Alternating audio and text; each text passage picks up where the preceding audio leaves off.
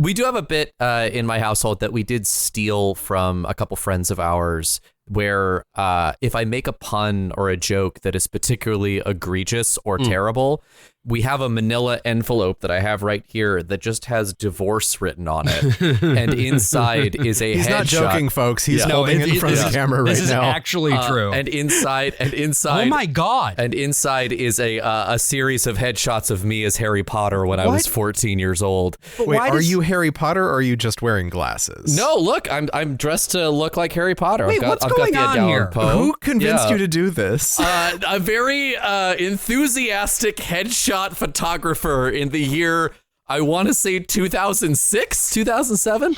So it's really great. So now we can finally talk about how much you love J.K. Rowling, right, AJ? No! As a person. So many possible worlds, but we got this one. So many possible worlds, but we got this one. Welcome to the Worst of All Possible Worlds, the first and only podcast that hates J.K. Rowling. I am the worst of all possible AJs. I'm the worst of all possible Brians. I'm the worst of all possible Joshes. So now we know who's afraid of J.K. Pig, which is a play I'm working on. Oh, that has nothing to do with her at all. Okay, here's a pitch, right? Yeah. The worst play I can possibly imagine. You ready for this? yeah. Okay. It's Who's Afraid of Virginia Woolf, except it's J.K. Pig and Graham Lennon fighting. Why are they married? When did they get married? Well, they don't have to be married, but like it's because have you seen them going back and forth? Because like, oh my God, wait, has there been any back and forth? I've only seen it from him because she just ignores. Well, that's kind of what it is. Yeah, vibe. He's been even more of a freak than normal, and he's like, they're not defending me from the transsexual menace. How dare she not support me in my time of need? Yeah, Graham, if you had supported the transsexual menace, they would be defending you from her. It's true.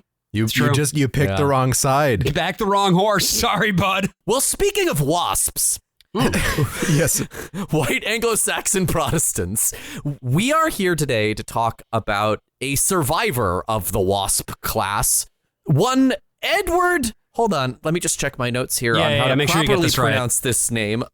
Albee. That's correct. It's Albee. No, it's not. It's It is certainly very not. I saw the trailer for Who's Afraid of Virginia Woolf, the movie, and the announcer says Edward Albee. On the trailer, the narrator gets his name wrong. You know that got under his skin, too. No. Let's clear this up for once and for all. We're talking about one of the greatest American playwrights to ever live. Yes. And here's him saying his name. Let's go to Piqua, Ohio. Good morning, David. Good morning, Diane. Mr. Albee? Albee, yes. Albee?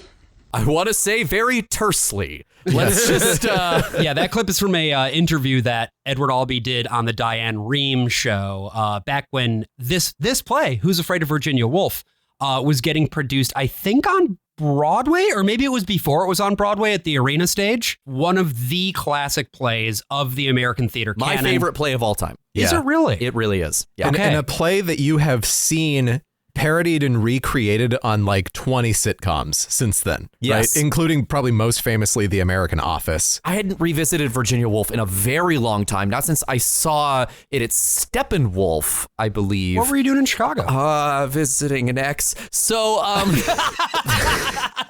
Sorry to ask. So you recreated it later. I did. Yeah. Okay. No, that was a very interesting thing because I was in that, I was watching the show, and at the moment when the sun is first brought up, Tracy Letts turned around and goes, "What?"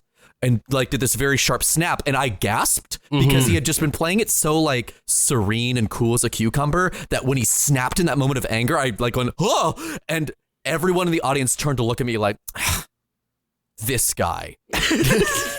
What's like y'all's history with Albee? So my history with him is that when I was in college, I was supposed to graduate from college with honors, right? Theater honors specifically. Sure. And so as part of that, I had to kind of like build my own honors thesis. And I did The Zoo Story with a couple friends of mine. Yeah, with basically zero institutional support, and he couldn't even do it on campus. No, I ended up having to get a venue. I DIY'd the whole thing. It was Edward Albee's first play. Again, I got no support whatsoever as I did this project. And so I just started reading plays. I don't even remember how I came across The Zoo Story. I think I was just like looking for what are some good plays that you can do on a minimal budget with not very many actors. And of course it came up because it's two-handed, right? You just got Peter and Jerry, and the only scenery you need is a park bench. I was so enamored of this play, the language, the way that there's this, in all of Edward Albee's plays, there's this electric current of pain and tension running underneath. And in keeping with sort of the waspy sensibility, you very rarely, if ever, actually touch the third rail. But the moment that you do, it just explodes. And it's an incredible thing to behold. And that play scared me a little bit, which is saying something, because that's a play that was written in like 1958 or something like that, I want to say. It was. We were, of course, performing it in 2012. But to have a play that old hit that hard, on top of, it felt like fate almost, that one day I was driving around after going to, do a rehearsal for that, and I heard Edward Albee on NPR with Diane Rehm talking about this production of Who's Afraid of Virginia Woolf that was going up. And I was like, oh shit, I know that guy. I know his plays. And I've really been in love with Edward Albee and his work ever since. There's a much darker timeline where you got really into the duck variations. And then just became a mammoth guy. Just a huge mammoth head. It's another play about two people on a bench. Oh, I see. Yeah, that Diane Rehm interview is really funny because it's a call-in show. So people are calling in and he is just finding any reason he can to hate them. He's so fucking cranky. He's a pro hater. That's Some guy was like, oh yeah, I did Virginia Woolf in college and we made it where George and Martha were a gay couple. And he's like, well, you shouldn't have fucking done that. I would not have let you do that. In 1971, when I graduated from Brown University, I was a theater arts major, and we did in that year an all-male production of Who's Afraid of Virginia Woolf. And I wonder how you got away with that. I wouldn't have allowed it. Well, you probably wouldn't have, but it was a huge... Because, I know the difference between men and women.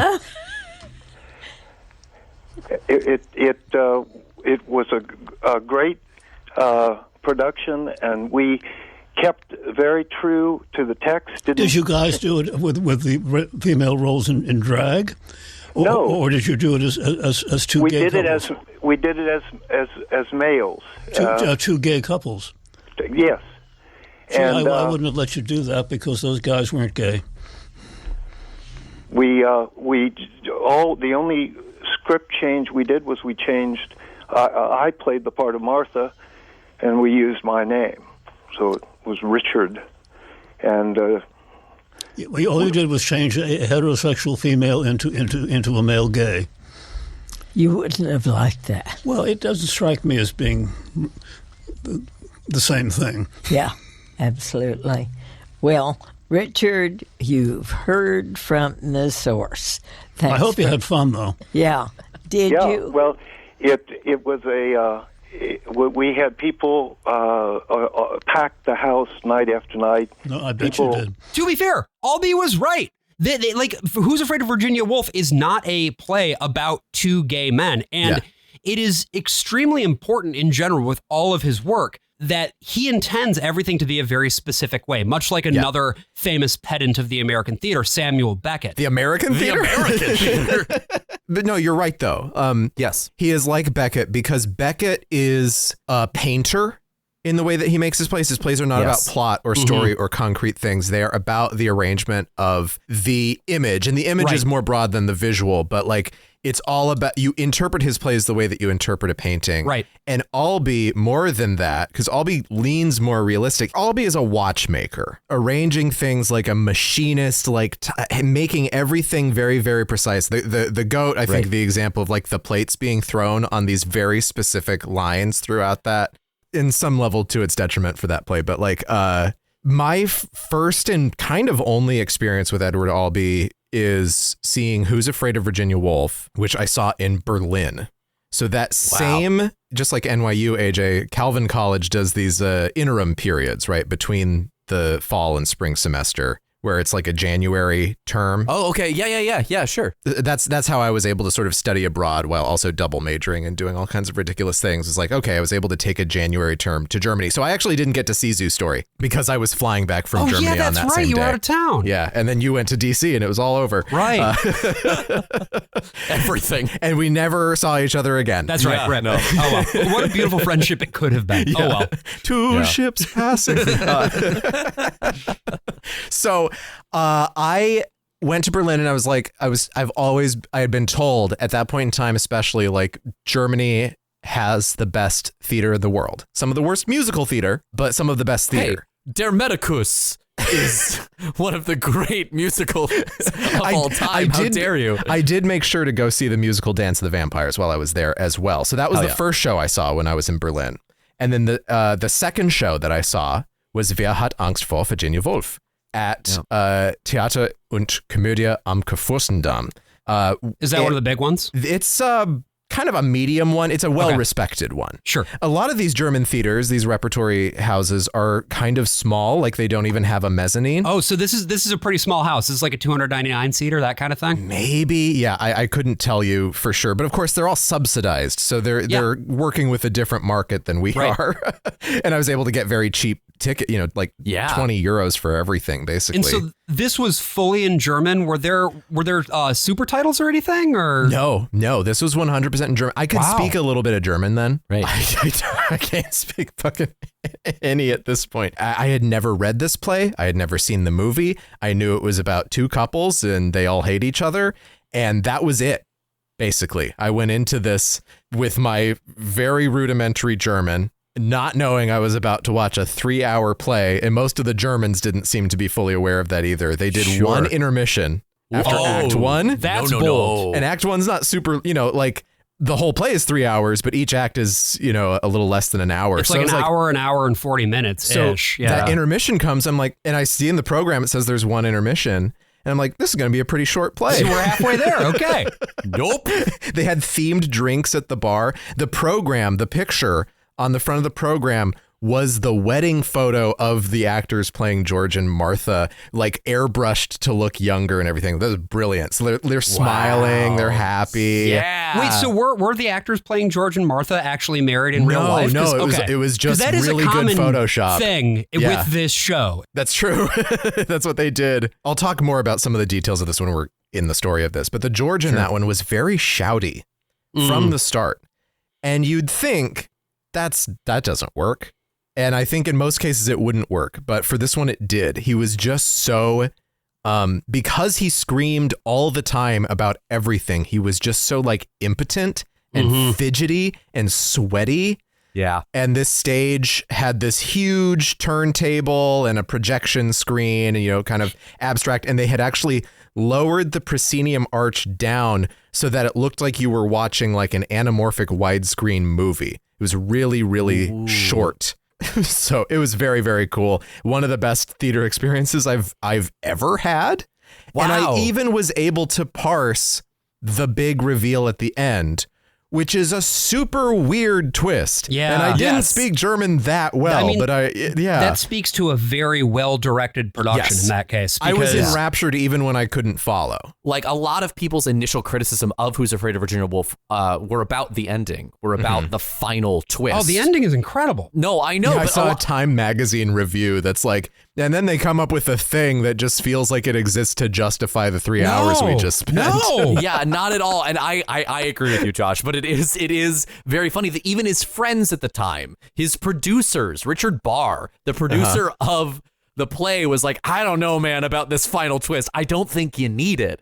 And also, Edward Albee's boyfriend at the time, Terrence McNally, who read the first draft of this, was also like, again, I don't think you need that final twist, dude. And he was just like, no, trust me. And then they both threw a bunch of glass at each other all night. Yeah. Well, no, okay. So here's the funny thing is that it has more to do with his relationship with Flanagan than it does with McNally. Like, the way, like, when McNally saw it, the production, he was just like, oh no, I've walked in on a fight like this. I've walked in on Edward having this fight before. And one of the things, I read a biography of Albee for this, which is Edward Albee, A Singular Journey by Mel Gusso. And I think it's a really wonderful look at his whole career. One of the things I do find a little bit aggravating about it, though, is that it equates every choice he makes in a play to something that happened to him in real life. Oh, sure. And I'm just like, that's a really fun exercise for a critic to do. But I also feel like it's giving, I don't know, it makes everything feel more planned out than I think it initially is, especially based on Albee's process. Yeah, it turns everything into C.S. Lewis. You know, it turns everything into like, this represents this, this represents this, this represents this. Great, we solved Edward Albee. Yeah. We did it. And you know what? Here's the skeleton key to Edward Albee. What is the true? He AJ? is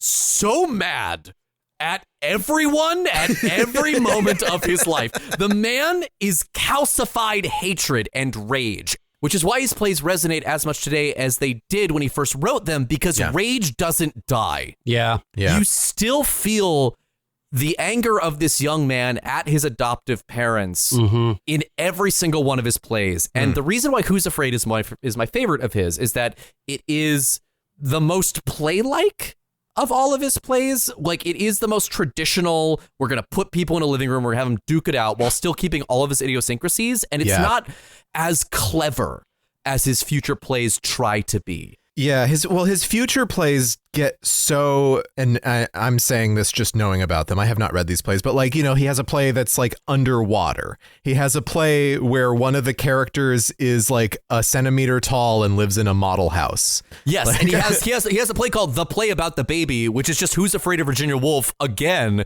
but nobody has names, and it's all just abstracted. And it's like, this is a very clever idea. I feel nothing. The thing about Who's Afraid of Virginia Woolf is that these are horrible people that you're watching, but you care so deeply for them. Unbelievable, too. I mean, I listening to it this time around, because we all listened to the original Broadway cast recording, which is a cast recording of a play. You don't get these very often. They're so cool. You're going to hear clips of it throughout this episode. I cannot recommend enough just like slapping on some headphones and listening to this. It is a treat. I listened to this record back in the early 2010s. It was impossible to get a hold of. Even now, like, you'll see it pop up on eBay every once in a while, and they'll try to charge like $200 for it or something. Now you can just find, because Masterworks Broadway ended up doing a re-release on CD and MP3, so that's what shows up on like YouTube and things. It's under Uta Hagen Topic. She's a hot topic. She is a hot topic. And when I found it, though, it was like hosted on one Blogspot account. Like, you couldn't find it fucking anywhere. But it was popular enough in its day, and there were a few more of these. Like, I also have a record set of the original production of Marat Sade at this time too, directed by Peter Brook. Yeah, it's a shame they stopped doing this, because I think it's so lovely, and I think that most plays can be adapted to an audio format pretty easily. Like, you know, and what's remarkable about Who's Afraid of Virginia Woolf is that they don't even like add like stage directions, like, but you can just so clearly tell everything that's happening. There's like a line where Honey says he has a gun that I don't think is in the script, the original script. Just to establish that he has a gun. Yeah. Or it's just like George tells people to sit down, where in the stage direction says he sits or whatever. But otherwise it's pretty much unaltered. Should be noted too, the movie released a soundtrack that also had a deluxe edition soundtrack that included the full dialogue of the film as well. Let's set some context here, right? Let's talk about Edward Franklin Albee III and his very strange childhood. He's born in D.C. on March 12th, 1928, and his biological mother is a woman named Louise Harvey. We do not know who his biological father is. There has been speculation over the years that it might have been William Faulkner. His childhood friend speculates that it might have been Eugene O'Neill because of just the timing of where they were at that point. But I'm just going to go out, put this out there. Probably not. Yeah, it was probably just like the Boston Strangler or something. Like, So was Louise Harvey like a society lady? No. Here's the thing. We know very little about her in general. He was put up for adoption immediately. So he didn't really have contact with her. No. So this O'Neill Faulkner thing is sort of like personal mythology more than anything. Yeah. It does put a lot of the themes of Who's Afraid of Virginia Woolf into a very interesting context, though, knowing about this. I had no idea he was adopted. It's only going to get more contexty, trust me. He gets adopted by Reed and Frances Albee, and they are society, folks. Okay. Right? Reed Albee, he's the son of a vaudeville magnate. He's got a glass eye. And, well, let's just say he's got a very lecherous relationship to women. He's got a very lecherous relationship to Josh. women. I see. Yeah. But he apparently, Reed Albee apparently tried to rape their maid in the basement of their home and was paid off for it by Frances Albee, his wife. Wow. And had a lot of chorus girls that he would go to visit in the city. Very, very, there wasn't a lot of love in this marriage. Okay, so this guy's just a certifiable piece of shit. He really is. And he was short and he was very quiet, whereas Frances Albee was very tall. There was perhaps three of her tall women. Yes, but very tall and very loud, very boisterous. For people who don't know, Three Tall Women is the name of an Edward Albee play. The three women are one woman. And most recently revived on Broadway. There's always, because it's the woman at three different points, they always get an up-and-coming young starlet, somebody who's like in mid-career, and then a grande dame of the stage. Glenda Jackson was the old lady in the most recent Broadway revival of that play. Frances Albee was emotionally distant, virulently racist, despite a lot of Albee's, let's say, rougher relationships with race in his plays, as his estate will not allow black folks to do Who's Afraid of Virginia Woolf. Well, I don't know. I would argue that again, talking about like what these plays are trying to accomplish, I don't think it makes dramaturgical sense for these characters to be black. However, he did allow a black version of Who's Afraid of Virginia Woolf.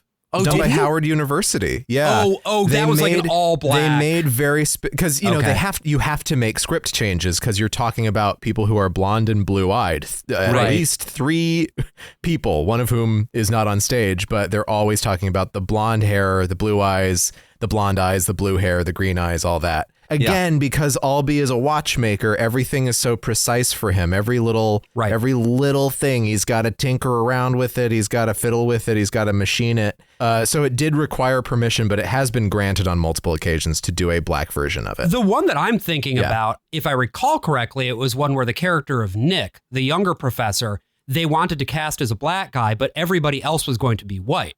And if you do that, the play doesn't fucking make any sense. It's a little different, yeah. But I don't know if it doesn't make sense. Interestingly enough, when I saw it in Berlin, their Nick was played by Kareem Sharif, an Arab-German actor.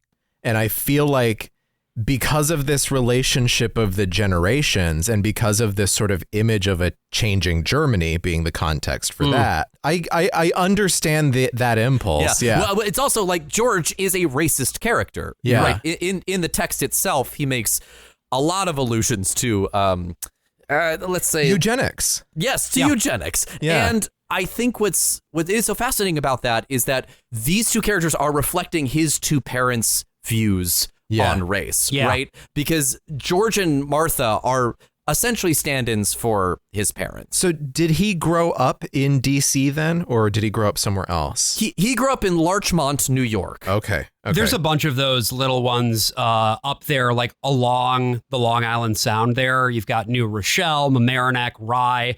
Rye is, I think, like the second wealthiest city in the United States. These are very rich towns. Yeah, this is just outside of the city. I just did want to point this up that, like, it's not to say that Edward Albee didn't also have some issues with racism himself, but I think it's an important distinction between having a specific idea for what you want with your play and how you want that play to work mechanically and the dramaturgy that comes with casting. I just think that's a really, really important distinction. Yeah, sure. And I mean, there are a lot of accounts in his biography of when people would be racist about a certain group to him, he would cut off all business with them entirely. Like, he grew up in an environment that was racist, but he hated every moment of it. Right. And I think that sort of certainly colored his view of the world. So his mother, Frances Albee, because it was such a tight-knit community, it meant that a lot of like really horrible shit could go down and nobody would ever report on it. Albee talks about several times during his childhood where Frances crawled into bed with him and made him sexually uncomfortable. Yikes. Which is a very similar thing happened to Stephen Sondheim, right? Yeah, that makes me think about like when Sondheim was a teenager, his mother was she was just such a horrible piece of shit. Yes.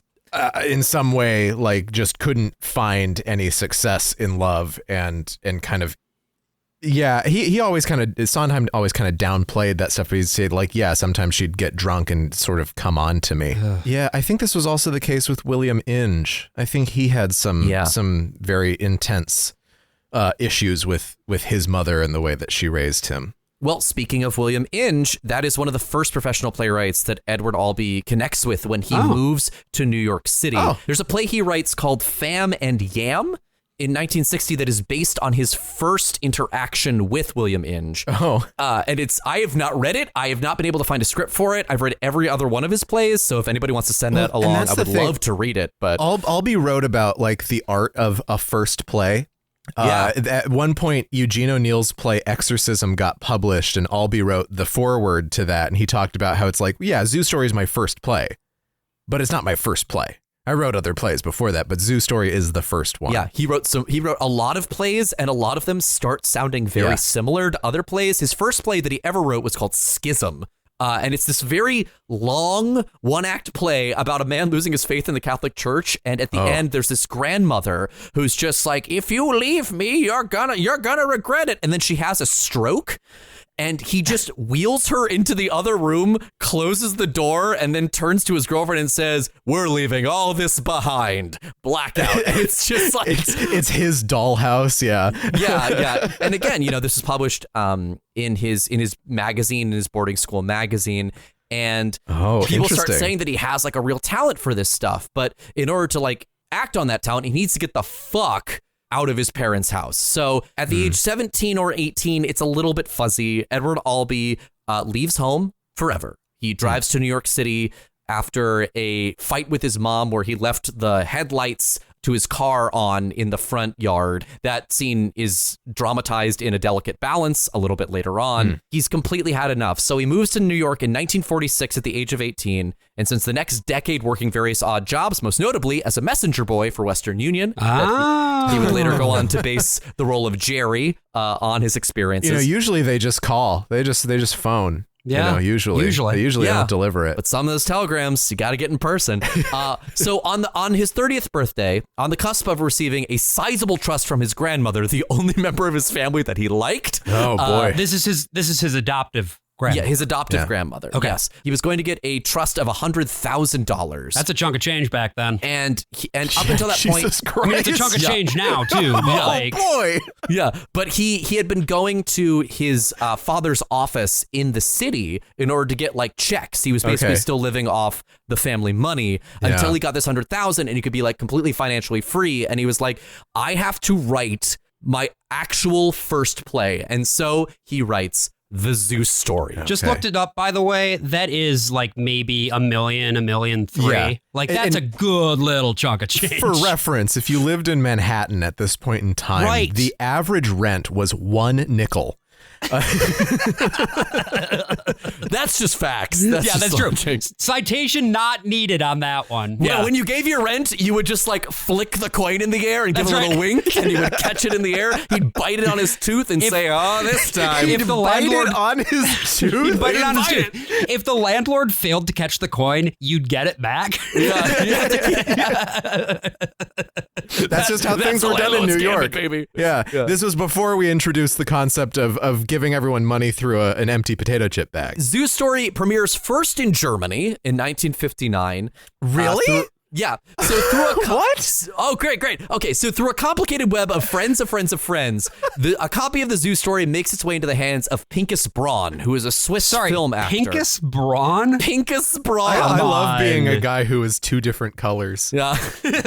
People are giving it a standing ovation. They called Edward Albee out onto stage and he took a bow, and I think that really, he was just like, that was like one of the greatest moments of my life. While this is happening, there are people like trying to get it produced in New York City, and it gets a production in 1960 starring William Daniels, Mr. Feeney himself as John Peter. Adams? And Jerry is played by George Maharis. The creator of Fake Block? Yes, and that's, again, the only reason I know that is from Arrested Development. And, George Maharis was also the star of the TV show Route 66, which was this detective show that they'd actually film in real locations that were all different towns on Route 66. I'm looking at his Wikipedia page. Apparently, he also was one of the first celebrities to model fully nude. Yes. Yeah, he for also got men's pictorial because he was gay.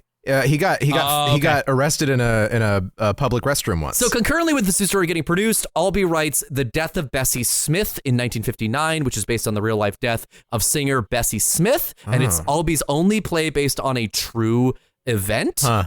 And it's terrible. It's a horrible play. You can read it. It's very boring.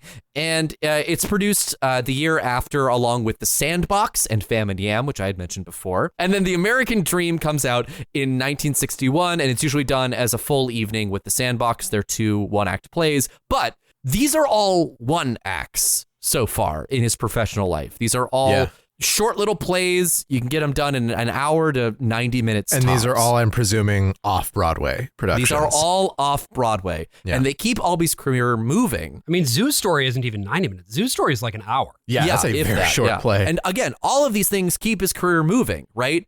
But if he's really going to be like spoken of in the same breath as Eugene O'Neill, as William Inge, as Thornton Wilder, another one of his like Albee's early fans, he would need to write something longer than a one act. So he wrote 3. Welcome to Who's Afraid of Virginia Woolf, motherfuckers. I want to talk a little bit about Albee's writing process because I think it's fascinating. He does not outline before he starts a play. And again, as you said, he's a watchmaker. He likes to go in there and fiddle with things. Well, usually on a sort of watchmaker level. has a blueprint.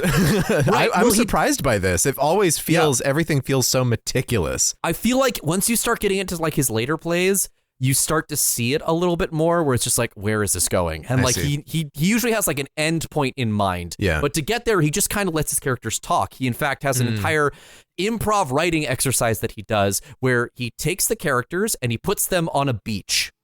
And he just writes a scene between them as just like, what would their day at the beach look like? And that's why Seascape is set on a beach, as is The Sandbox. This is kind of like Eric Bogosian. Eric Bogosian he doesn't set them on a beach, but he'll just sort of walk around his house and talk into a tape recorder as a person for a while and then have another tape and be like, what if these 2 people talk to each other? Well, Bogosian like invents a guy to get mad at, right? Yeah. And then he writes a play about it. And Albee has this thing that he calls his playwriting cabinet, which he keeps in his head. That's a mind palace, apparently. Okay. It takes him 2 whole years to write Virginia Woolf. It sits at around 3 hours. And that's pretty much where the play itself stays at, right? The extra half hour comes from intermissions because he puts one in between each act, which is very nice of him, except if you're in Germany and then it's like, fuck you, you're going to endure and this the trains forever. don't run all night long in Berlin, so a bunch of old people started leaving. Like we were in the he had the flowers. He was throwing the flowers and the entire first row just got up and left. Like the lights were on their backs and everything. Oh, God. Well, I want to talk a little bit about this title, about Who's Afraid of Virginia Woolf, because Virginia Woolf, apart from that line, is not really mentioned at any point in the play. And a lot of people were asking questions about it. So in one of his first interviews, which he did with William Flanagan, who I can't stress enough, was his ex-boyfriend at the time, Albee broke up with him right before his flight to Germany to produce Zoo Story for the first time because he said that William Flanagan couldn't handle him being successful, which... Okay. And so I guess some people can't. But by this point, I think they had made amends. But the interview is so fraught. If you read it, I'll have a link in the description. But it was for the Paris Review and it was on the Art of Theater. And I just have this excerpt here. And I was wondering, Brian, if you could be the interviewer and Josh, if you could be Albee. Oh, yes, please. Yeah. I'll do my best, Edward Albee. Incidentally, when did the title of Who's Afraid of Virginia Woolf occur to you? Well, there was a saloon. It's changed its name now on 10th Street between Greenwich Avenue and Waverly Place. That was called something at one time, now called something else. And they had a big mirror on the downstairs bar in this saloon where people used to scrawl graffiti. At one point, back in about 1953, 1954, I think it was, long before any of us started doing much of anything, I was in there having a beer one night and I saw Who's Afraid of Virginia Woolf scrawled in soap, I suppose, on this mirror. When I started to write the play, it cropped up in my mind again. And of course, Who's Afraid of Virginia Woolf means who's afraid of the big, bad wolf? Who's afraid of living life without false illusions? And it did strike me as being a rather typical university intellectual joke. What's so weird about this? How's my Edward Albee there, by the way? How'd I do? Edward Albee sounds like you, Josh Boerman, are doing a Josh Boerman impression. Yeah. I always wonder about this because the leap is a little bit harder for me to grasp here. Yeah. He's talking about the big bad wolf and then equating that with a false illusion when in the story, the wolf is very real. Yeah, well, that's the thing is like the illusion is that I'm assuming this means it has nothing to do with Virginia Woolf and the things that she wrote about that appealed to him. But in the Disney cartoon, The Three Little Pigs, which is what this song is from, right? It's one of the silly symphonies.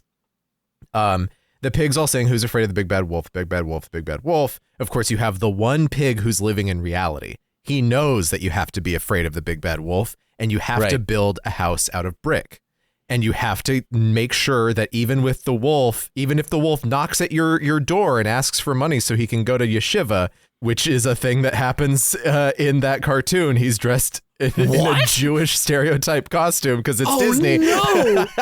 No! That you have to, again, acknowledge the ugly reality and not live in this illusion that you can build a house of straw and it'll stand just fine, I think is what he's saying. Thank you. There. That makes so much sense. Yeah. I really could not square that for a very long time. But yeah, so that is what he's going for here. It has very little to do with Virginia Woolf's writing, and I think that's sort of what puts people down the wrong trail on that. Yeah, it's because in the play itself, Who's Afraid of Virginia Woolf is some little joke that someone told at the party that happened before the play that everyone thought was really funny, but it's just fucking not. First, we got to talk about how Who's Afraid of Virginia Woolf was produced on Broadway, because again, this is this like plucky little upstart off Broadway, right? Yeah. But there were things you could do off Broadway that you couldn't do on Broadway because for the sake of respectability. The swearing, for example, had to be kept to a minimum, right? There were I'm not saying that there wasn't provocative work on Broadway before Who's Afraid of Virginia Woolf. Obviously there was, but the pervading sensibility was you are selling this to families and to a very upper crust waspy crowd who does not want to hear swears on a stage, right? And so Richard Barr, who is one of the original producers of Who's Afraid of Virginia Woolf, wanted to, and this is true, open Woolf both on and off Broadway at the same time with different casts. Now that's just silly. So the off-Broadway one would have harsher language? Yes. Yeah, that just wouldn't be different enough, though. Right. No, you'd split your ticket sales in half. It was a horrible idea, and he was talking to a Broadway house about doing that, and the guy who ran the Broadway house was like, I'm not going to let you do this. So they attempt to mount it with the Actors Studio, and there's conflicting reports as to why that fell through. Lee Strasberg blames the women, as per usual, and the actors blame Lee Strasberg, as they should. And so eventually it is able to go up on Broadway. They're able to finance it because, as it turns out, there were a lot of people who saw Zoo Story off Broadway and were like, let's throw all our money at this guy. This guy seems like a sure fucking bet. And so they threw a lot of money at them, but not enough money, because Who's Afraid of Virginia Woolf is supposed to be sung to the tune of Who's Afraid of the Big Bad Wolf. But they would have to pay $200 a week in order to have them sing it that way. Yeah, this is a very cheap production at a time where, a remarkably cheap production, right? These days, every play has 4 people, if it's a big play. Right. And back in the 60s, 4 people, 1 set, and no royalties spent on anything.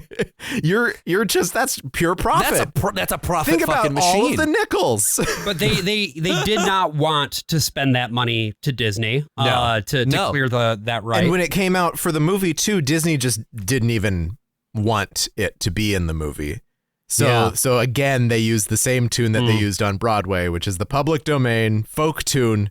Here we go round the mulberry bush. Yes. And it drives me insane. Oh, it degrades the joke even further. Yeah. Who's Afraid of Virginia Woolf opens on Broadway on October 13th, 1962, with a cast of Uta Hagen, Arthur Hill, Melinda Dillon, and George Grizzard. And we're going to be hearing all of them in our clips coming up. For people who don't know, Uta Hagen is one of the leading she's still alive, was one of the leading She's right here. acting teachers. The only reason why those of you who didn't study acting don't know Uta Hagen's name is because she was blacklisted in the 50s for being a communist. She's a force, she's a dynamo, and I think we'll be spending a lot of this episode talking about what a tremendous actor she is and how her acting technique and her method, I think, is probably one of the most humane to teach to 18 and 19-year-olds. Even if she herself was not the most humane person. No.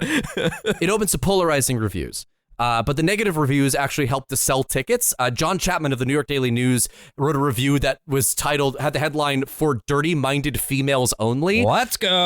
That feels a little homophobic, too. Yes, yes. And the next week, his wife's garden party book out an entire row to see the show. hell yeah. So the show is nominated for a Pulitzer. It wins the Pulitzer, but the chairman vetoes the win at the last moment, so no Pulitzers That's for dramas crazy. awarded that year. This is crazy. You had people who like dropped out of the Pulitzer committee because of this, and then like the next 3 Albee plays all get Pulitzers. I think as part of a like, we're sorry. Yeah. Delicate Balances win. I like that play, but that's clearly Virginia Woolf's Consolation prize. prize, right? So they make a movie out of it a little bit later on with Richard Burton and with Elizabeth Taylor. We're not going to go into a lot of detail about the movie because that could be its whole other episode. It was fraught. The making of that movie was pretty fucking fraught. That space was fraught. Yeah. Yes. Elizabeth Taylor, Richard Burton were married at the time. It was Mike Nichols' first film he had ever made, Which is unbelievable. I mean, just it's like a great movie. The shots, the use of, dynamic movement, lines of action, all of it. Incredible. The classic example of a theater director going to film and being like, I want to use all the toys, just like Orson Welles, but smart with his toys too. He didn't go overboard with any of it. I mean, it's so good that Albee likes it, and that's preposterous to conceive. But yeah, Who's Afraid remains to this day, I think, Albee's most well-known play, and to me, it is perfect. So let's dive in. We open on a cluttered New England home of George, a professor of history at an unnamed university in the fictional town of New Carthage, and Martha, the daughter of the president of that same university. The house is dark, but from the outside, we hear the drunken laughter of Martha as she opens the door.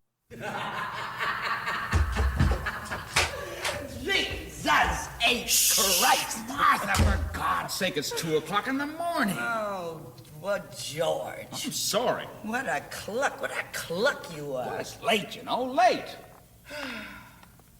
What a dump. Hey, what's that from?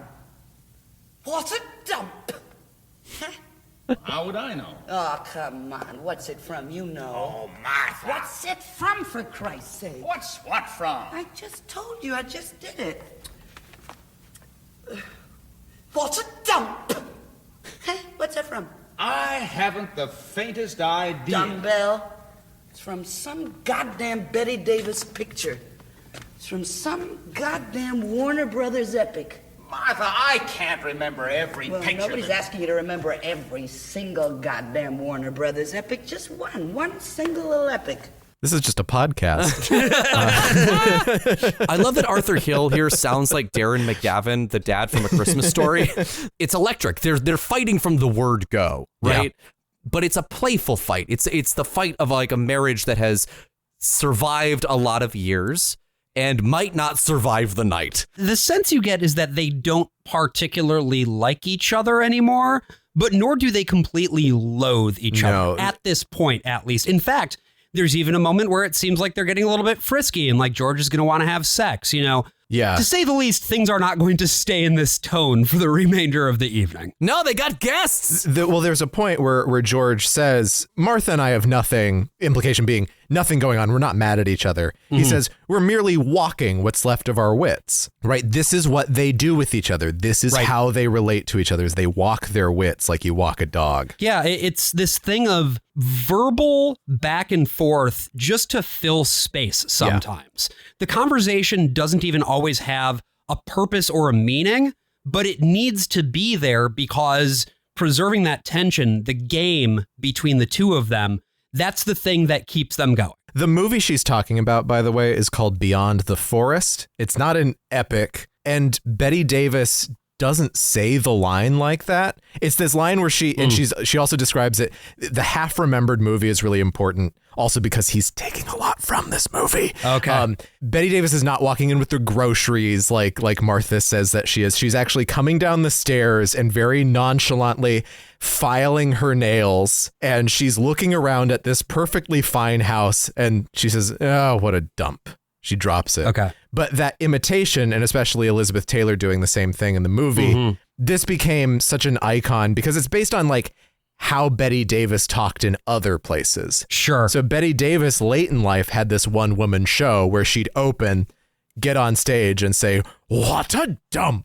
And everyone would go crazy. And She said the line. Albee wanted her to play Martha too, which is wild. Yeah. The other thing that I should note about the nature of their relationship is that it's weirdly Freudian. Yes, he calls her mommy. He calls her mommy. She says, "Come over here and kiss mommy." That seems to be getting him going a little bit. It's fucking weird. Yeah, she's 6 years older than him. Is never played by an actress who is 6 years older than, they cut the those guy playing lines from George. the movie too. They do. Oh, really? Yeah, I mean, they do a good job making the like 30-year-old Elizabeth Taylor look like she's middle-aged, but they couldn't get her to look older than Richard Burton. Right. No one could be older than Richard Burton. No one ever has been. So we have this first scene where it's just George and Martha, and then Martha springs on George that they're having guests that are coming over, which is weird because, again, it's 2 in the fucking morning. Not a normal time to have guests over, to say And the they've least. already been drinking for a long time, right? There was a whole party before this that was like a new welcome for all the new professors. Yeah. And the person that they're having over, the 2 people they're having over, are Nick and Honey, who are, Nick is the new professor of biology that Martha mistakes him to be a professor of mathematics. Yeah. And it seems very clear that Martha wants to fuck this boy. They've done this before, too. And they have rules. They have rules about what they do when they get into these situations. Little games. There is one key rule that George expects Martha to abide by. Just don't start on the bit, that's all. The bit? The bit? What kind of language is that? What are you talking about? The bit, just don't start in on the bit. Are you imitating one of your students, for God's sake? What are you trying to do? What bit? Just don't start in on the bit about the kid, that's all. What do you take me for? Much too much. Yeah, well, I'll start in on the kid if I want to. You just leave the kid out of it. He's mine as much as he is yours. I'll talk about him if I want to. I'd advise against it, Martha. Good for you. Come on in! So first of all, don't start it on the bit.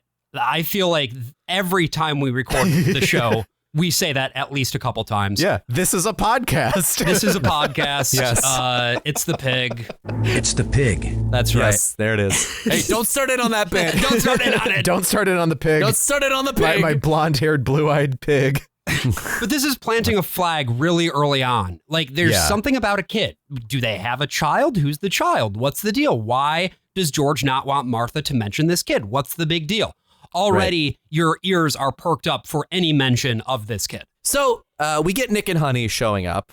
They're at the door. It seems pretty clear, too, that Honey is not her name. She's just called Honey by Nick. And they never bother to actually find out what her name is. Yeah, and this couple is called the What's Their Names, you know? Yeah, and Nick was originally supposed to be named Deer in the script, and then they eventually did give him a name. But I don't think he ever says what his name is. Honey excused herself to go to the powder room after some deeply uncomfortable banter, because again, it's 2 a.m. and no one knows why they're there. Another one of my favorite Albee lines, show her the euphemism. Or this is a pictorial representation of the inner mind of Martha or whatever is so fucking good. When I saw it in Berlin, they had this projection screen on the back that had these sort of it would cut between like abstract images and then like blurry shots of like old footage of hurricanes or something. And so they're looking at this thing that has been floating basically like a sort of all white screensaver.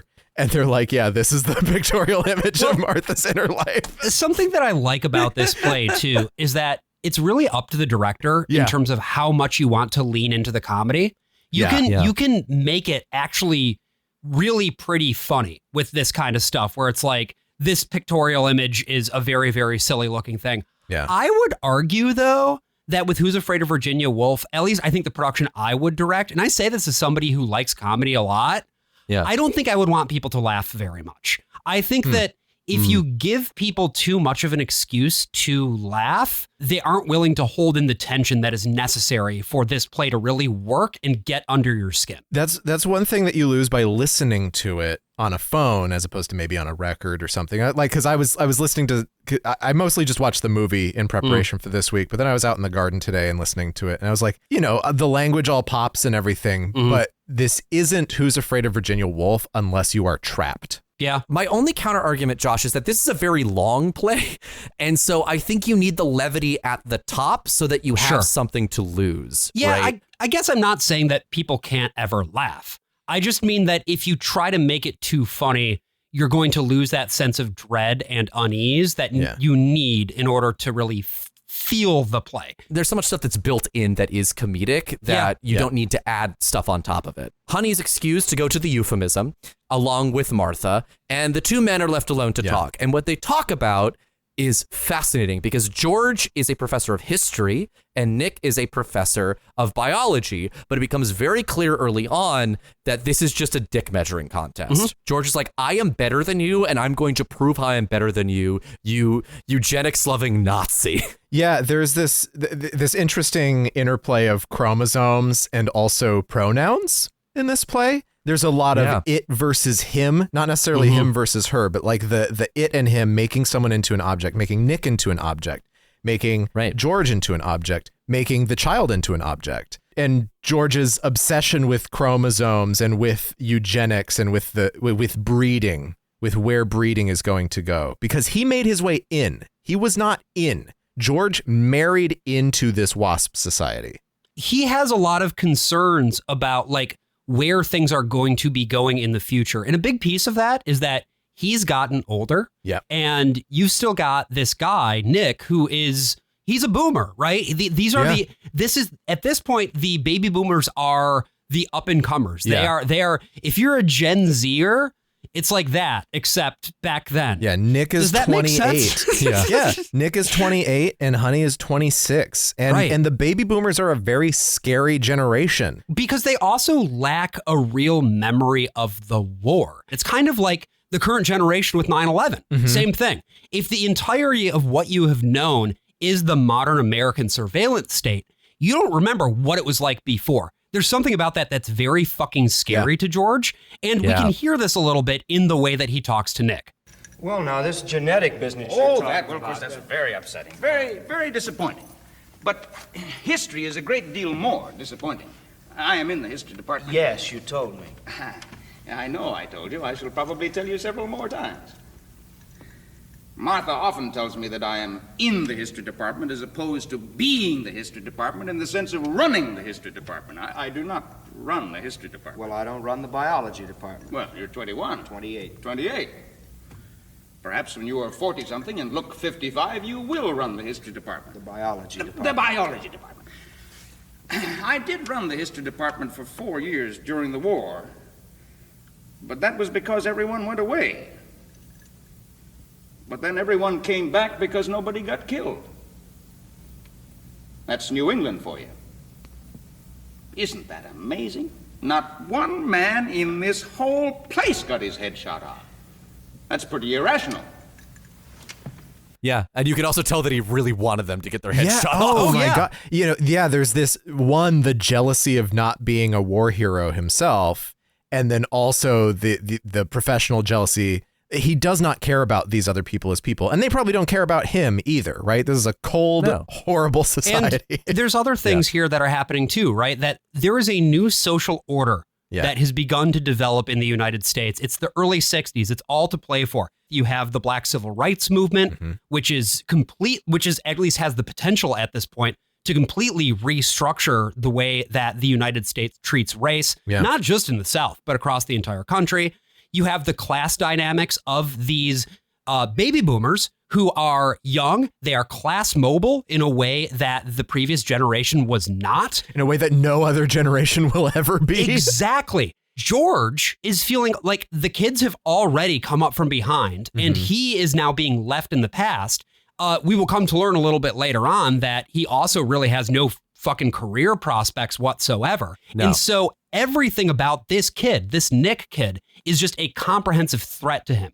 It is pure anxiety epitomized by this guy. And it's interesting because Nick is a non-entity, right? One of the ways that George tries to like get into his head is by like turning Nick into himself, right? Saying, "Oh yeah, well you're working for the history department." Yeah. Putting things that are from his own identity onto Nick, because Nick's plan is also to be a non-entity. We'll get to that a little bit when we get to Act 2, because I would argue that he's a lot more cunning. Yeah, he does it consciously. He's not like the company man in How to Succeed in Business Without Really Trying. He's not just like, I'm going to keep following the rules and I'll be fine and protected. He's like, I'm going to keep following the rules until all of a sudden you can't get rid of me. Right. I would argue that Nick is incredibly ambitious and George isn't very ambitious. And that's where the inherent distrust comes from. All George wants is to kind of coast along on where he is for the rest of his life. The ladies eventually rejoin our two fighting cocks in the living room, and it turns out they were talking about some shit in the bathroom. Oh, well, here's one of you at least. Oh, she'll be right down.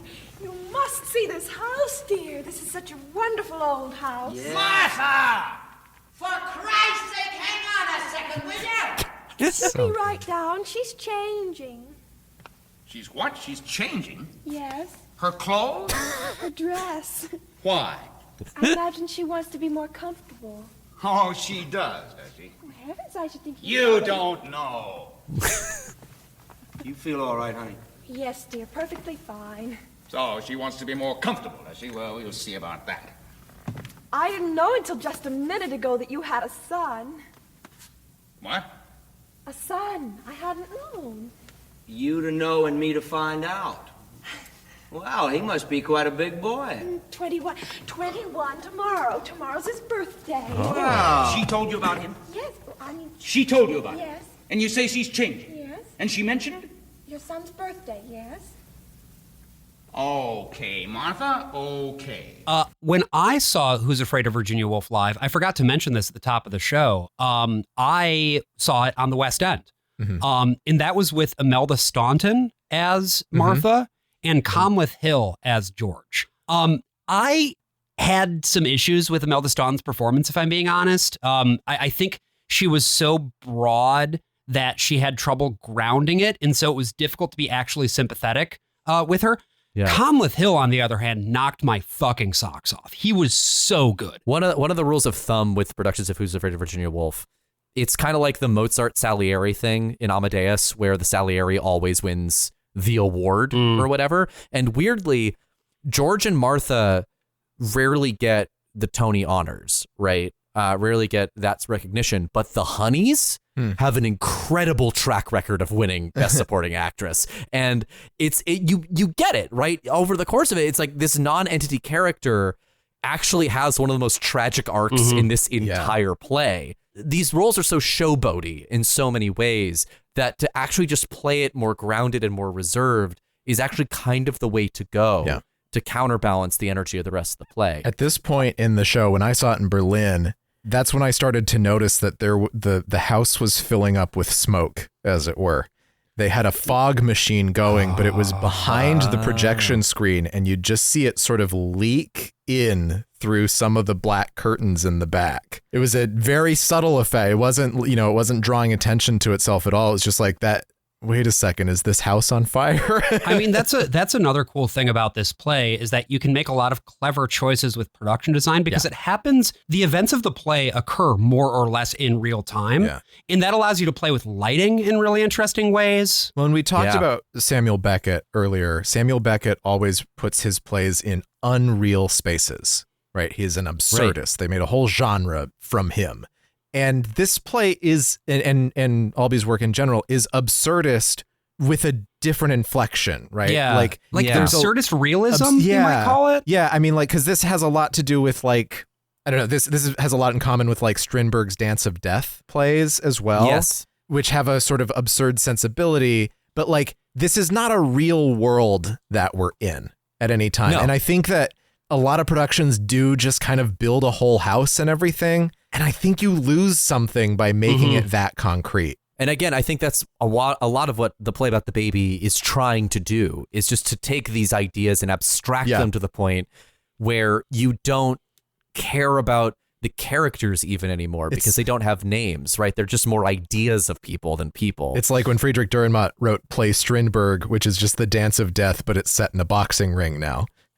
There are just three actors, you know? Well, exactly. And I think the other thing too is like, it kind of depends on the play that Albee's writing, right? Because some of his plays are just like empty void, people talking. Yeah. Then other ones like this are completely in this hyper realistic world that starts to fray at the edges if you start pulling at certain threads. And one of those is that at one point, George leaves and it's just Martha and Nick and Honey all laughing, having a good time. And then George returns with a shotgun pointed at Martha's head. And when he pulls the trigger, a little umbrella comes out. The play is built up to this point. It's like, yeah, this man could kill her at any time, but that's not what George is about. What George is about is the game. Yeah, he doesn't want to kill her. He wants to get her. Yeah, well, and even then he wants to get the guests, right? They have the guests over so that they can play with them. And it's an inversion of like a tenet of realism, right? We call it Chekhov's gun because every time in a Chekhov play, you see a gun early on, and then later on in the play, you know someone's going to shoot it off. Right. And sometimes that doesn't amount to anything, like in Uncle Vanya, where he like grazes someone. But like you don't have a gun unless you're going to use it. And here it's just a joke. The umbrella spring mechanism is very difficult. Yeah. In the movie, it's like a blunderbuss. It's amazing. Yeah, it's huge. And then Honey is just like holding on to it for the next half hour. And I just want to put a pin in the fact that it is a shotgun that has been repurposed into a toy, into a prank. But the drinks keep flowing, as they do. Well, and they're coming in drunk, with the possible exception of Nick. And especially in the movie, it's like Nick is pretty fine. Honey's pretty far gone. I actually pulled a clip here of going back and forth. Another one of the big like back and forth moments where they're talking about the kid. This is after the gun has been fired. I just wanted to pull this because I think it gives you a really nice sense of like what the play feels like when you've got everybody going at it all at once. Absolutely. When's the little bugger coming home? Yes, Martha, since you had the bad taste to bring the matter up in the first place, when is the little bugger coming home? Honey, don't you think you better... George talks disparagingly about the little bugger because he has problems. The little bugger has problems? What problems has the little bugger got? Not the little bugger. Stop calling him that! You've got problems. I never heard anything more ridiculous in my life. Neither have I. Honey. George's biggest problem about the little bugger, about our son, about our great big son, is that my large adult son, the private most pit of his gut, he's not completely sure it's his own kid. My God, you're a wicked woman. And I've told you 1,000,000 times, baby, I wouldn't conceive with anybody but you. You know that. A deeply wicked person. Oh, my. Look, I don't think Now, Martha's lying. I want you to know that right now. Martha is lying. There are very few things in this world that I am sure of. National boundaries, the levels of the oceans, political allegiances, practical morality, none of these would I stake my stick on anymore. But the one thing in this whole sinking world that I am sure of is my partnership, my chromosomological partnership in the creation of our blonde-eyed, blue-haired son. Oh, I'm so glad. It's one of those things, and you can hear it here, where whenever they get to talking about the kid, it's like, wait, what is going on here? They're constantly contradicting each other. Yeah. They don't have a good relationship with this kid. No. You get a sense pretty early that, like, at the very least, he's not on speaking terms with them. Right. Yeah. And that one of them did something to this kid that perhaps really fucked him up. Oh, yeah. I mean, George makes it very explicit. He keeps talking about, like, that Martha would go in and, like, touch him or whatever. Which, again, pulling directly, I guess, from what happened to Edward Albee. Very clear implication that she is molesting this child. Right. Like, crawling into his bedroom when he's 16 years old and things like that. It's not quite drunk logic either. Yeah, it just doesn't. It's like, what?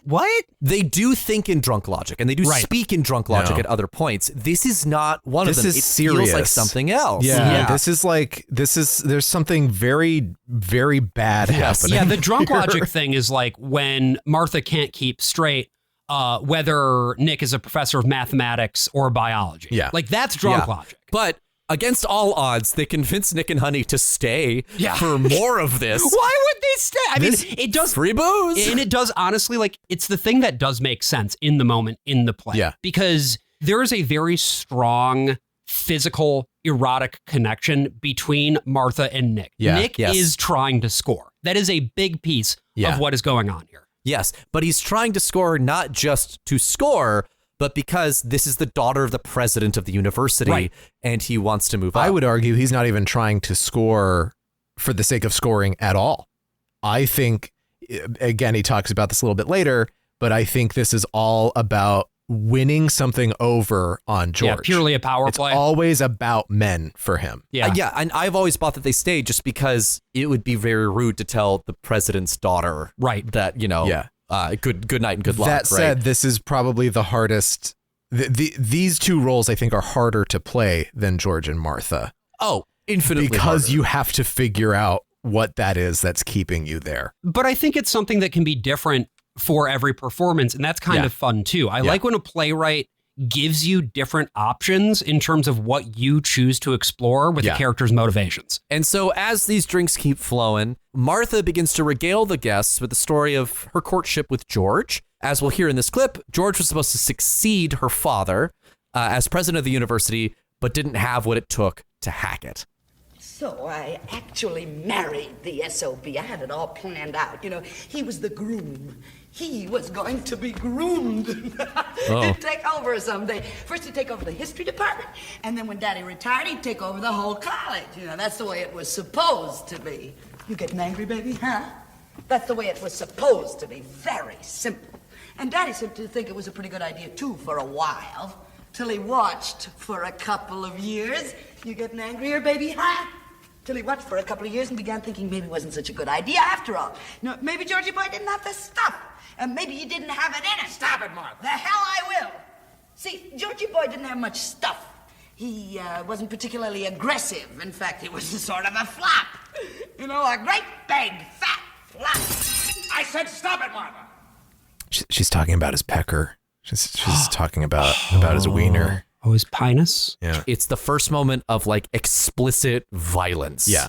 in This the is play. the last one was like, ha ha ha, we're doing this fake gun. You don't know if George is angry or not, really. And then there's no question here. Just rage. Yeah. And so what's a host to do when you show that kind of violence? Well, you got to win everybody back. So he pulls up Honey and starts dancing with her, singing Who's Afraid of Virginia Woolf, that incredible joke from the heard earlier that night. And Honey gets sick from spinning that quickly and has to run to the bathroom to throw up. Martha and Nick go to make sure she's okay, leaving George alone on the stage. And that is where we end Act 1 of Who's Afraid of Virginia Woolf, Fun and Games. So the rules of the game have changed.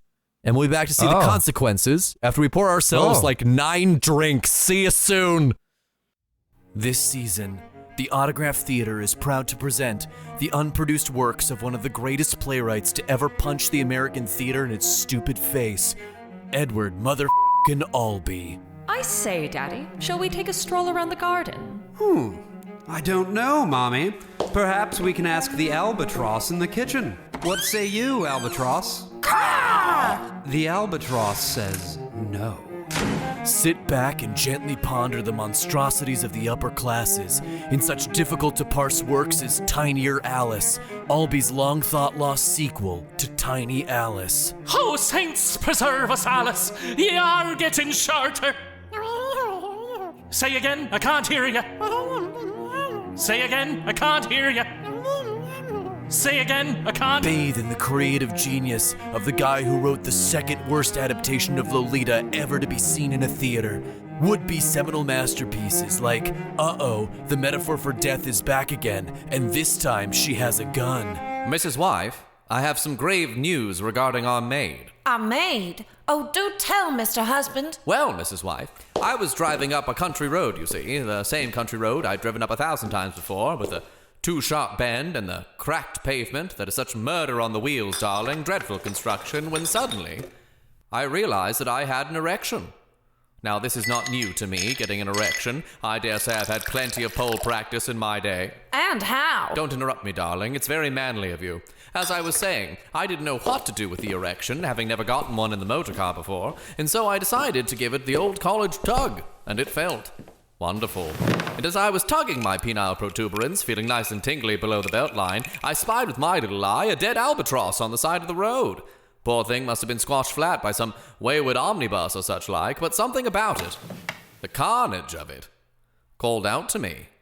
And would you believe it, I pulled over right then and there, and you know what I did? Go on, Mrs. Wife, guess what I did. Go on.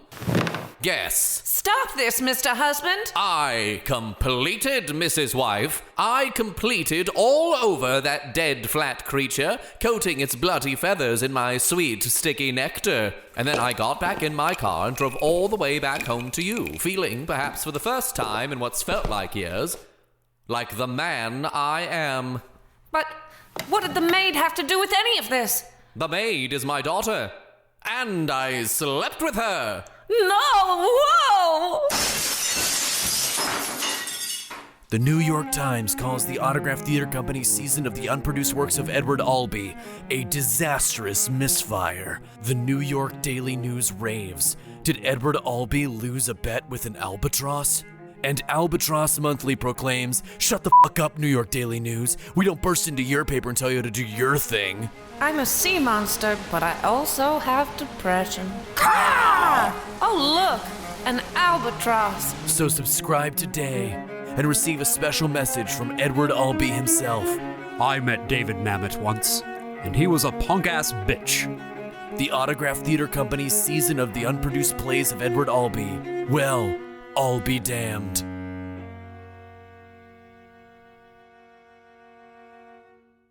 So George and Nick find themselves alone again at the top of the act as Honey pukes in the bathroom and Martha makes coffee for her. Yeah. Nick reveals that he married Honey because she was pregnant and that it was a, quote, hysterical pregnancy. And George then takes this opportunity to share a secret of his own with Nick. When I was 16, going to prep school during the Punic Wars, a bunch of us used to go into New York on the first day of vacation before we fanned out to our homes. And in the evening, this bunch of us used to go to this gin mill owned by the gangster father of one of us. For this was during the Great Experiment, or Prohibition as it is more frequently called. And it was a bad time for the liquor lobby and a fine time for the crooks and the cops. And we'd go to this gin mill and we'd drink with the grown-ups and listen to the jazz. And one time in the bunch of us, there was this boy who was 15 who had killed his mother with a shotgun some years before. Accidentally, quite accidentally, without even an unconscious motivation. I have no doubt at all. And this one evening, this boy went with us. And when we ordered our drinks, and when it came his turn, he said, "I'll have Bergen. Give me some Bergen, please. Bergen and water." Well, we all laughed. And he was blond, and he had the face of a cherub, and we all laughed. And his cheeks went red, and the color rose in his neck. And the assistant crook who had taken our order told people at the next table what the boy had said, and then they laughed. And then more people were told, and the laughter grew. And more people and more laughter. And no one was laughing more than us, and none of us more than the boy who had shot his mother. And soon everyone in the gin mill knew what the laughter was about, and everybody started ordering Bergen and laughing when they ordered it. And soon, of course, the laughter became less general, but it did not subside entirely for a very long time. For always at this table or at that, somebody would order Bergen, and a new area of laughter would rise. We drank free that night. We were brought champagne by the management, by the gangster father of one of us. And, of course, we all suffered the next day, each of us alone on his train away from New York, each of us with his grown-ups hangover. But it was the grandest day of my youth. I forgot that kid was also blonde. So we have 4 characters who are blonde, 2 of whom are on stage and 2 of whom are off stage. I wanted to include, this is not even the whole monologue. Yeah. It goes on a little bit longer after this, but I did want to include a huge chunk of an Albee monologue because it is also how I write monologues because I learned by watching him. Like, this kind of storytelling embedded itself in my brain and I cannot shake it. It formed my style as a writer. And I think the main reason for that is that it is so propulsive, even in its sort of stoic delivery. You can feel the rush of the story and you can feel the build of it built in. There's something that's so hypnotic about the way that he writes and constructs these long, long speeches that they don't feel like any time has passed at all once you've reached the other side. And it's this very cruel moment. Here's this kid who has gone through a lot in his life already, being relentlessly bullied because he's not adult enough to know what bourbon is. He has just heard the word and misunderstood it. And yet there's also something sweet about it that he was able to find some amount of camaraderie and feel like an adult at the end of it. And then he had the opportunity to sort of drown the sorrows of this horrible memory. Yeah, get ready because you're going to keep doing it for the rest of your life, Blondie. Yeah. Well, except he then describes what happens to Bergen Boy. And I think the details of this are really interesting. One, because they kind of pop up again. But two, because they go back to something from earlier as well. This boy ends up also killing his father. He's driving down the road and he sees a porcupine in the middle of the road, swerves to avoid it, hits a tree. So his dad's dead. He's in the hospital. He hears the news, just starts laughing maniacally, committed after that, and then never makes a sound. And he's been there for 30 years or whatever. Yeah. This is interesting because on the one hand, if he never said anything after this crash, if he only laughed maniacally and then was silent for 30 years, how does George know the circumstances of this crash? This is George's friend. Yeah. This is this other guy. This is a different guy. Well, it's not George. George isn't in an asylum. Well, exactly. Yeah. That's what I'm saying. Or is he? It's also important that he swerves to avoid a porcupine. You remember that Bette Davis movie from earlier? Oh, no. Beyond the Forest? No. The way we're introduced to her character, basically, I think this is like the second scene that she's in. Well, aside from the opening that has this whole narration and whatever. She goes outside with her rifle. She's a crack shot. She can get anything. And she aims at an animal at the top of a tree and she kills it. It's a porcupine. No reason. It's at the top of a tree. It's nowhere near her. It's no danger to her. She's not going to go eat it or skin it or anything else. She just wanted that animal dead. It's like a symbol in that movie of like innocence. And Bette Davis is a symbol for how evil women can be. I also wanted to point one other thing up, which is the bit about Honey's hysterical pregnancy. It seemed that she was pregnant. And she even started to, in their words, puff up. But then it turned out that she wasn't actually pregnant. Or maybe that it was like the beginning of a pregnancy and that it was a miscarriage very early on. But like it was not a full pregnancy, but they end up getting married anyway. Yeah. And that's just a really important point, given what we are going to come to learn about George and Martha a little later. Does it say exactly how long ago they got married? No. Because it feels like it's been a while. Like they didn't just get married, I don't think. This feels like a 22, and 23 he was year like, old kind of thing, yeah. He was like he got his like master's degree when he was 19 or something like that. Honey's father was in the church and was essentially like an evangelical grifter. Yeah, he was a famous like country spanning evangelist. Not as famous, he says, as the other ones, but not as famous as Oral Roberts or Billy Graham, but Christian famous. Also, he builds 3 churches and 2 of them burn down. Yeah, I'm like, well, that's just fraud. That's the thing. He insurance money. He gets very rich, but not off of God's money, his money, because the insurance pays out to him, not God. Right. And then we also learned that Martha's father's second wife was extremely old and extremely rich. Yes. So in both cases, this is inherited money. From the wife's side. This is interesting, too, this inherited money, given what we know about Edward Albee and the added complexity of the fact that this is his adoptive family's inheritance. I have to imagine that he struggled with quite a bit of I don't know if you want to call it like imposter syndrome or whatever, but he must have had a very complicated relationship with his own wealth. And if it was happening with Albee, he's not the only one, right?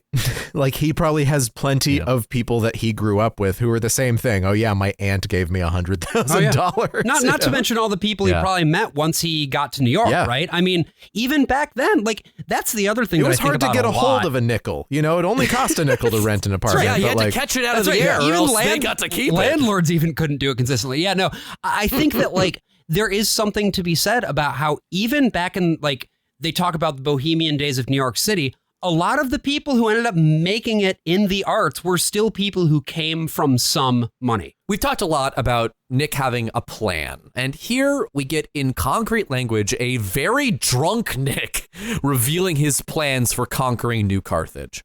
No, what I thought I'd do, I thought I'd sort of insinuate myself generally, you know, kind of play around for a little while, find all the weak spots and shore them up, but with my nameplate on. You know, become sort of a fact, and then turn into an inevitability. Yeah, exactly, an inevitability. I'll start by taking over a few classes from the older men, and I'll start some special projects for myself, and I'll plow a few pertinent wives. Now that's it. You can take over all the courses you want. You can get as much of the young elite into the gymnasium as you like. But until you start plowing pertinent wives, you aren't really working. The way to a man's heart is through his wife's belly, and don't you forget. Yeah, I know. Women around here are no better than putas. You know those South American ladies of the night, you know what they do down there in Rio, the putas?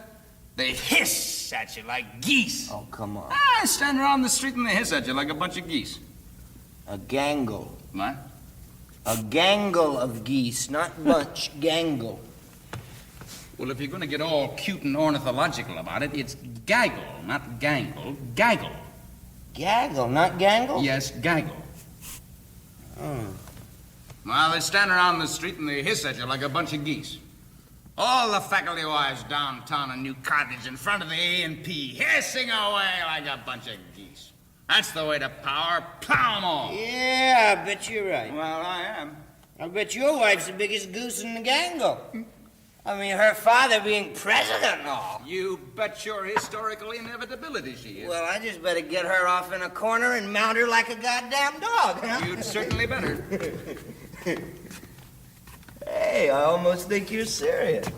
No, baby, you almost think you're serious, and it scares the hell out of See, because Nick is conniving or whatever. He's like, oh yeah, I'm going to plow all of the pertinent wives. He hasn't done it yet. Right. No. And does he have the stones to do it?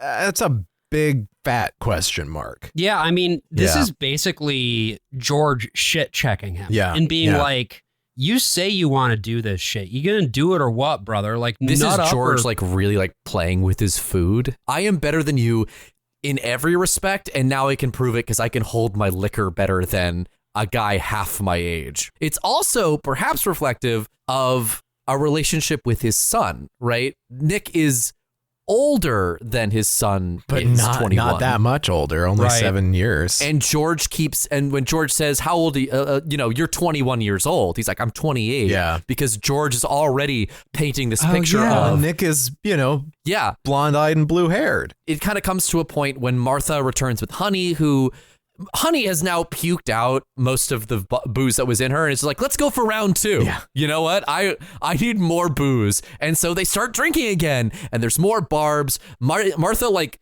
grinds on Nick at one point when they start dancing, and eventually Martha decides to spill the beans on a failed novel that George had pitched her father. A failed novel that might sound a bit familiar. Well, Georgie boy had lots of big ambitions. In spite of something funny in his past. Martha. Which Georgie boy here turned into a novel. His first attempt and also his last. Hey, I rhymed. I warn you, Martha. Hey, you rhymed. Go on. Well, Daddy took a look at Georgie's novel. You're looking for a punch in the mouth. You know that, don't you? Oh, do tell. And he was very shocked by what he read. He was. Yeah, he was. A novel all about a naughty boy child. I will not tolerate this. A naughty boy child who killed his mother and his father dead. Damn it, Mike. What, Dad? He said, look here, I will not let you. All right, that's it. The dancing's over. That's it. Go on now. Hey, what do you think you're doing? Oh, violence! And it also adds just such a deeper dimension to that character who could just be like the stock wife. Yeah, I mean, she's the victim most of the time. She's the innocent. But again, if that's who she is, she would have left. That novel that George writes is based on his very real experience of having killed his mother with a shotgun and accidentally killed his father by driving into a tree. And it is my opinion that the shotgun that we see at the beginning of the show that he has stuck the umbrella in that shoots out is the same shotgun he killed his mother with, that he has repurposed from this violent thing into a game. So George strangles Martha. Nick intervenes. George decides to channel his humiliation and rage towards destroying the object of Martha's affection, namely Nick, and he proposes a new game. What shall we do now? Oh, come on, let's think of something else. We played Humiliate the Host. We've gone through that one. What shall we do now? Oh, look. Oh, look. Look. I mean, come on, we must know other games, college-types like us.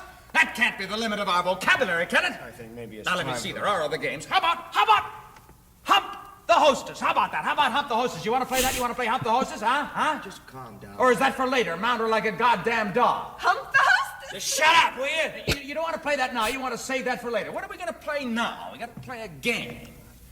Portrait of a man drowning. I am not drowning. Okay, I know what we'll do. Now, we're through with Humiliate the Host. We're through with that one for this round anyway. And we don't want to play Hump the Hostess yet, not yet. So I know what we'll do. How about a little round of Get the Guests? You know, the movie came out in 1966, and there was still technically a code in place, and they had to deal with the Catholic League of Decency and everything.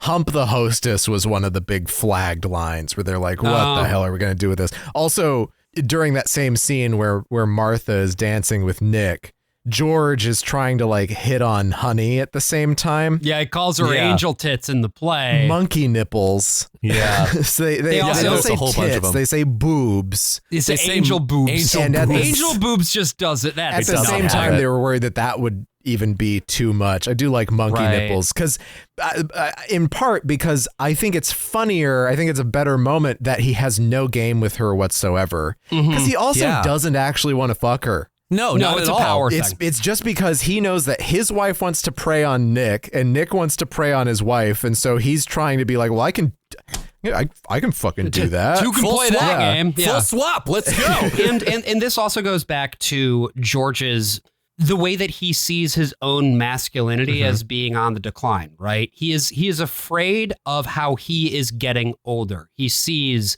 the way that he's looking in the mirror. He's seeing his hair thinning. He's seeing his paunch develop. He talks about these things. And in Nick, he sees, even though he's not that much older than him, right? He's maybe like 15 years older than him. Yeah. He sees this vibrant young man, much like what he used to be. But, 15 years before this play, that would have been like right after the war. He married wrong. He married a woman who basically preyed on him. She's not a sexual predator in that sense. Right. But also she wanted him ravenously, and he had probably never experienced anything like that in his life. And he's so traumatized by his own existence. She has this position of power because of her father and everything.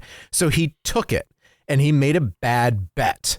Right. And now he's stuck with that decision because if he leaves her, what does that do for his career? Right. Well, and conversely, the whole reason that Martha went for him in the first place was less who he was and more who she thought he could be. And yet, for this play to work, I think they have to have developed, if not love for each other, then at least an acknowledgement that the two of them have built an entire world together, and they cannot exist outside of that world. I'll go a step further and say I believe with 100% certainty that it is love, and that it could be nothing else besides love. Yeah. because love is also a bad thing. It's not always a good thing. The nature of love, and this is something that I think we're going to talk about more once we get into the third act, is that just because it's a base for something doesn't mean that it's going to stay good. It's something that you have to work at actively, because two people who are in a loving relationship, or a relationship that was at one point loving, can let it stagnate. Yeah. And when that happens, you don't really have much left. You got to make new bits. It's the pig. Yeah, it's like George also talked about in the earlier bit about chromosomes and test tube babies. That was the big word in the 60s, was test tube babies. If you ever watched the movie adaptation of Flowers for Algernon, that becomes a pointed line towards the end. And how it's going to be an extension of the eugenic policy that had been around since Albee were born, right? Like the sterilization of people was incredibly normal and would continue into the 70s in the United States, you know? And this is something that we've talked about a little bit over on Ill Conceived and I think we'll be doing more of in the future, that a lot of these techniques, which like IVF, for instance, which are now used for family planning, mostly for people who can't get pregnant, and which I think is actually really great. The original reason that a lot of these things were developed was to advance a purer race. Engineer people. Yeah. Like in Brave New World. And George talks about, potentially being sterilized and how one day, he might stand on the threshold of history against Nick and he'll say, with my hand covering my scrotum. Yeah. Which is interesting because there's still also the possibility that at this point in time, it also notes that George is older than looks older than he is. Right. He's only in his 40s, but he looks like he's in his 50s, unless he's lying about that. I have no idea what that's like. And what's fun about that, too, again, to the point of like, if he's lying, you can play that however you want. When I saw Conleth Hill, he was in his 50s, right? But he actually looked a little younger than his actual age. And so it just kind of worked. Well, he's fucking with Nick either way, right? And so that age, that advanced, that the sense of whatever his health may be that makes him look older, there's the large possibility here, especially the way his pecker has been described earlier, is that he's shooting blanks. But in the meantime, George tells us about his second novel in this game of Get the Guests. This one that he had never told Martha about because he's making it up as he goes along, which tells the story of a blonde young man who marries a mouse. And we've had a couple comparisons to mice at this up until this point. Martha's father is described as a white mouse with beady red eyes. But Honey is so drunk that she can't quite follow the story at first. She's just like, oh, I love stories. Tell me a story. But as it goes on, and details of her life start seeping through, she starts to catch wise to it until the point where she is helping George tell the story. The mouse got all puffed up one day, and she went over to Blondie's house, and she stuck out her puff, and she said, look at me. I don't like it. Stop it. Look at me. I'm all puffed up. Oh, my goodness, said Blondie. And so they were married. And so they were married. Then? And then? What? And then what? No. And then the puff went away like magic. Puff. Oh, Jesus. God. The puff went away. Puff. Honey, I didn't mean to. Honest, I didn't You mean to. told them? Honey, I didn't mean to. You told them? Oh, no. Oh, no, you couldn't have told them. Oh, no. Honey, I didn't mean to. Oh, no. Honey, baby, I'm sorry. I didn't mean to. And that's how you play Get the Guests. Yeah, this is something that they've never told anyone before. This was something that was just between them. And he went and told these people that they don't even like in the middle of the night after a fucking party. Yeah, again, it's like, it's so incredible the way that Albee is able to make these couples rhyme with each other. Yeah. You had also mentioned how more often than not, people who get awards for this play tend to be the people playing the younger couple. And I think it's because of these moments. Yeah. Well, just Honey, usually. Nick never gets any awards, unfortunately. The thing about Honey is that it is an ingenue track, but it gives you more to play with than most ingenue roles. Absolutely. I think it's so smart. And the lesson I sort of took from this play is to make your ingenues as weird as possible. Everyone in this play is deeply strange, but there's something that's so fascinating about Honey because you don't see that kind of strangeness in that space most of the time. Yeah, by far the MVP of the movie is Sandy Dennis as Honey. And I think you kind of need an element of she understands what's happening towards the end. And she's like, no, you have to continue. I have to know that my husband told you this thing. There's a scene at the end of this act that is normally cut that is in the recording that we have, but it's not in any of the revised versions. Yeah, he removed it. Yeah, it was supposed to be the end of Act 2 or the top of Act 3 is sometimes it's put in there instead. But it's George and Honey sort of teaming up or like collaborating a little bit more. This was in the German one that I saw. Oh, it was. Yeah. And I think it kind of gives up the game a little bit more. I think it does, for the twist, you mean, Yeah, I like when there's just more ambiguity around it, and I don't think it's necessary. And it does kind of suck because that's one of the only scenes that like Honey is in, I think, fully in the show. I think that you can bring back the ambiguity by having an ambiguous space on the stage. Again, not staging it supernaturalistically, but going into that, we get a point where George and Martha are alone on stage again, and they're just going at each other. It's all right for you. You can make your own rules. You can go around like a hopped-up Arab, slashing at everything in sight, scouring up half the world if you want to, but let somebody else try. Oh, no. You miserable... Why, baby, I did it all for you. I thought you'd like it, sweetheart. It's to your taste, isn't it? Blood, carnage, and all. I thought you'd get all excited, sort of heave and pant and come running at me, your melons bobbing. You have really screwed up, George. I mean it, you really have. You can sit there in that chair of yours. You can sit there with the gin running out of your mouth. You can humiliate me. You can tear me to pieces all night.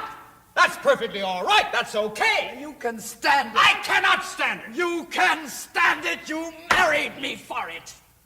And I don't remember what line it happened on, but it was like a 2-word line. It might have even been something you just heard kind of underneath everything. But when I saw it in Berlin, he turns to her, and this is a guy who's just been yelling all night anyway, and he brays this thing at her. And I can't remember what the line itself was. And you remember there's been kind of fog, haze kind of around the edges of the stage. The projection screen that made up the entirety of the upstage falls.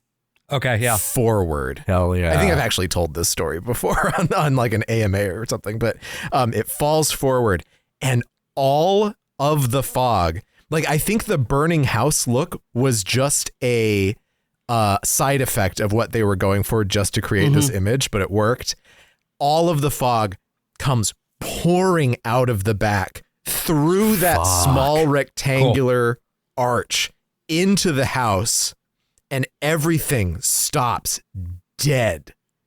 The entire audience started clapping. Of course they did. It was just this amazing moment of set design. And so then for the rest of the play, there's not even kind of any illusion of a house. They're just in a black space full of smoke and fog and everything. Well, I would imagine, Brian, if I were directing this production that had that moment happen, I would imagine it would come after this exchange in that same fight. Yeah. After Martha says that their marriage snapped, and that they are going to set the rules for the rest of the games this evening. It snapped tonight at Daddy's party. I sat there at Daddy's party and I watched you and I watched the younger men around you, the men who were going to go someplace, and you weren't there. And it snapped, it finally snapped, and I'm going to howl it out. And I'm not going to give a damn what I do, and I'm going to make the biggest explosion you ever heard. You do, and I'll beat you at your own game. Is that a threat, George? That's a threat, Martha. You're going to get it. Careful, Martha. I'll rip you to pieces. You aren't man enough. You haven't got the guts. Total war. Total I think it's Total War. That would make sense. No, it was before that. Oh, this, wasn't. This followed. Fascinating. Okay. Because everything is collapsed now. Sure. Now okay. it's total. Yeah. The thing that really grabbed me this time around is like, God, these are just sickening. These people are sickening. Toward the end of Act 2, and then going through most of Act 3, I had a full body physical reaction to listening to this. Because you hadn't listened to this particular production before. I had not. Yeah. I had not. No. And again, the only production I'd seen was that West End one, which had its moments, but was not as focused. Whereas this production is so dialed in with the timing and how the moments continue to escalate that the pacing of it too is like, by the point that you get here, it's just moving and you are afraid. You're filled with this fear of like, Jesus Christ, what are they going to do to each other? You know, people throw around the phrase like psychological horror a lot. And I think that oftentimes it's like, what if a guy was pink? What if there was a pink guy who was wrong? His name is Pinkus Brown. What if there's a Swiss actor? Like what if there was a weird pink guy? And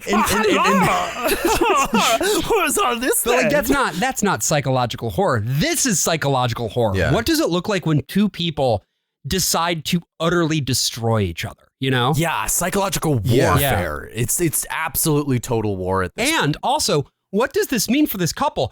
Are they going to kill them?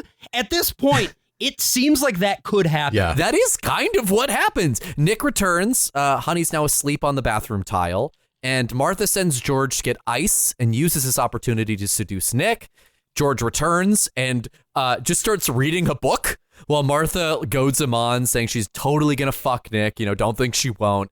And then George encourages her to do it. Nick and Martha then head to the kitchen to fuck, and you can hear them starting to go at it in the cast recording. And in the original production, this is the scene with Honey and George, where George concocts his plan in order to exact his revenge on Martha. This is what another moment I remember so well from the German production, because now we're sort of outside. You know, it feels like we're not even in a house anymore.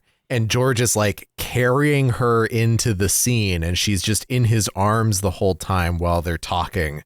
And in this scene, something happens. She takes note of something. Yes. And he says it was a doorbell ringing at the front door that she hears. And he tells her the news, our son is dead. And I remember him like being kind of not quite center stage, but then turning around and carrying her into the fog, just saying over and over again, unser Sohn ist tot, unser Sohn ist tot. And then as it was like, oh, okay, the act is ending. We're not getting another intermission. Oh, boy. We're going to keep going. And all the Germans were like, we did really like it when that screen fell, but it's getting late. So at the end of Act 2, in the revised script, we hear Martha and Nick going out in the kitchen. Some yelling happens. And then George says, that's right. Go at it. I'm going to get you, Martha. I'm going to get you. And then he exits and leaves the front door open. And that's the end of Act 2. Not as strong to me. I don't like that ending as much. Oh, man, I don't know. I get your point. Just like, what the fuck is he up to? I get your point. I actually love that agree with line. you, because here's the thing. The kid being dead, that's not the actual twist. No, no, it isn't. It is not. And it's important that he's keeping that information from Martha. That act was also, by the way, Act 2 is called Walpurgisnacht. Walpurgisnacht. Thank you, Walpurgisnacht. See, Brian, you do speak German. I pronounce German. But that's basically, it's like the witch's night. This is probably the most pretentious part of the play. Is the act names. Yes. Fun and Games, Walpurgisnacht, and The Exorcism. Well, The Exorcism, Act 3's title was the original title of the play itself. I see. Really? It was originally The Exorcism, and then it became The Exorcism or Who's Afraid of Virginia Woolf. Oh, God. Then it became Who's Afraid of Virginia Woolf, and then The Exorcist became the Act 3 title. Yeah, Who's Afraid of Virginia Woolf, a heterosexual fantasia on national themes. On national then themes. he finally went back with The Goat or Who is Sylvia? And it's like, you put the answer before the question. You gotta do just one or the other title. What are you doing? I know you couldn't do Who is Sylvia because A.R. Gurney wrote Sylvia, which is about a dog, and it also has like a weirdly zoophilic tone to it. Yeah, it's a play about a dog that sucks. Yeah, and the dog is played by a young, sexy woman. Annalie Ashford. Annalie Ashford last time, but previously, with Matthew Broderick. And A.R. Gurney himself being kind of a mirror image of Albee because he's also a wasp, but writes he writes nice the most wasp plays. boring plays you could possibly fucking imagine. The thing about A.R. Gurney was that he thought he was on really some Albee pushing. shit. Yeah. Yeah, he thought he was like Albee's like heir apparent. And it's just like, no, dude. No, my dude. I'm so sorry. You're a very nice man, but you cannot write a play. Supported Palestine, at least. That's something. Yeah. You know what? So Act 3 begins. It opens with a long monologue by Martha, who comes out. It's like, where the fuck is everybody? Yeah, this is great because, again, in the German one, sorry to go back to Berlin. I think the last thing I'll bring up about Berlin, but like, he wanders off and we're kind of in a dream space because they don't give a second intermission. And so she also just kind of wanders on and she's got a bottle and she's like, where the fuck did everybody go? Where could they go? It's a tiny New England house, Where's my set? They went to a roadhouse for some reason, like doing the movie. So Martha comes out and gives us a whole spiel, and we get some insights into her horribly depressing life. I cry all the time too, Daddy. Yes, I do. I cry all the time. But deep inside, so no one can see me. Georgie cries all the time, too. So we both cry all the time. And then what do? We take our tears and we put them in the ice box. In the goddamn ice trays. Till they're all frozen. And then we put them in our drinks.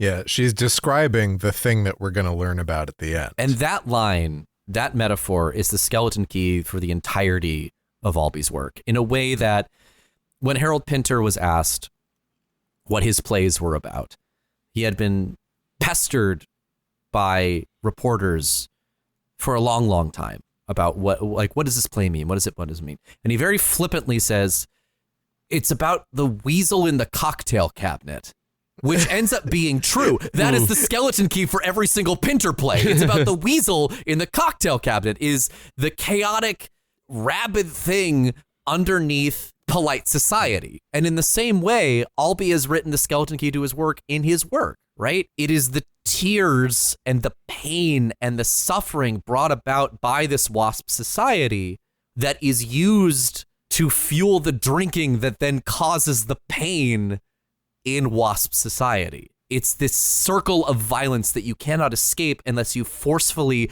remove yourself from it.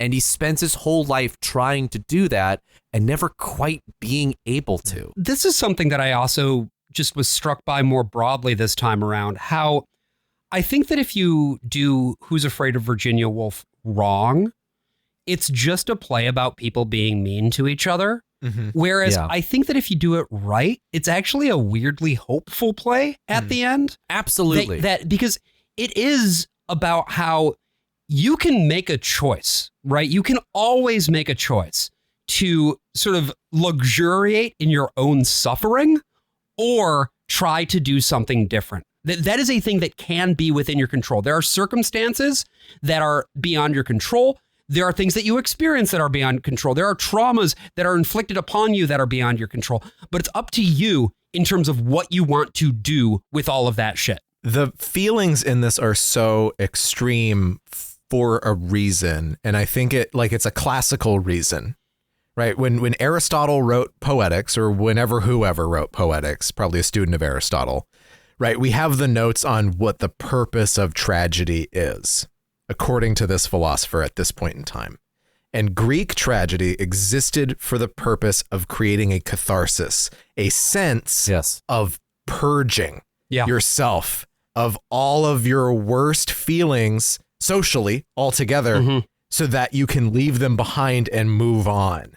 And so this is doing that. It's not talking about a large social thing, although it kind of is, but it's doing it in a very, very small, intimate way, trapping you in this house with these horrible drunkards so that you can, at the end, juice it out of your own body and continue on tomorrow. This is why I love theater. This is why I go to the theater. And this is why, for me personally, I've never been able to experience the same kind of emotional catharsis from movies that I get with theater, where it's I am in a room with other people on stage and also people around me, and we are all experiencing this thing together. We are coming in with our own experiences, our own memories, and we are responding to the play in the way that reflects those memories, but we're coming away from it having done something somewhat cathartic. I mean, I was reading some Sarah Kane recently, you know, same kind of thing, right? I mean, even more brutal. I was reading Blasted, which is one of the most disgusting plays I've ever read.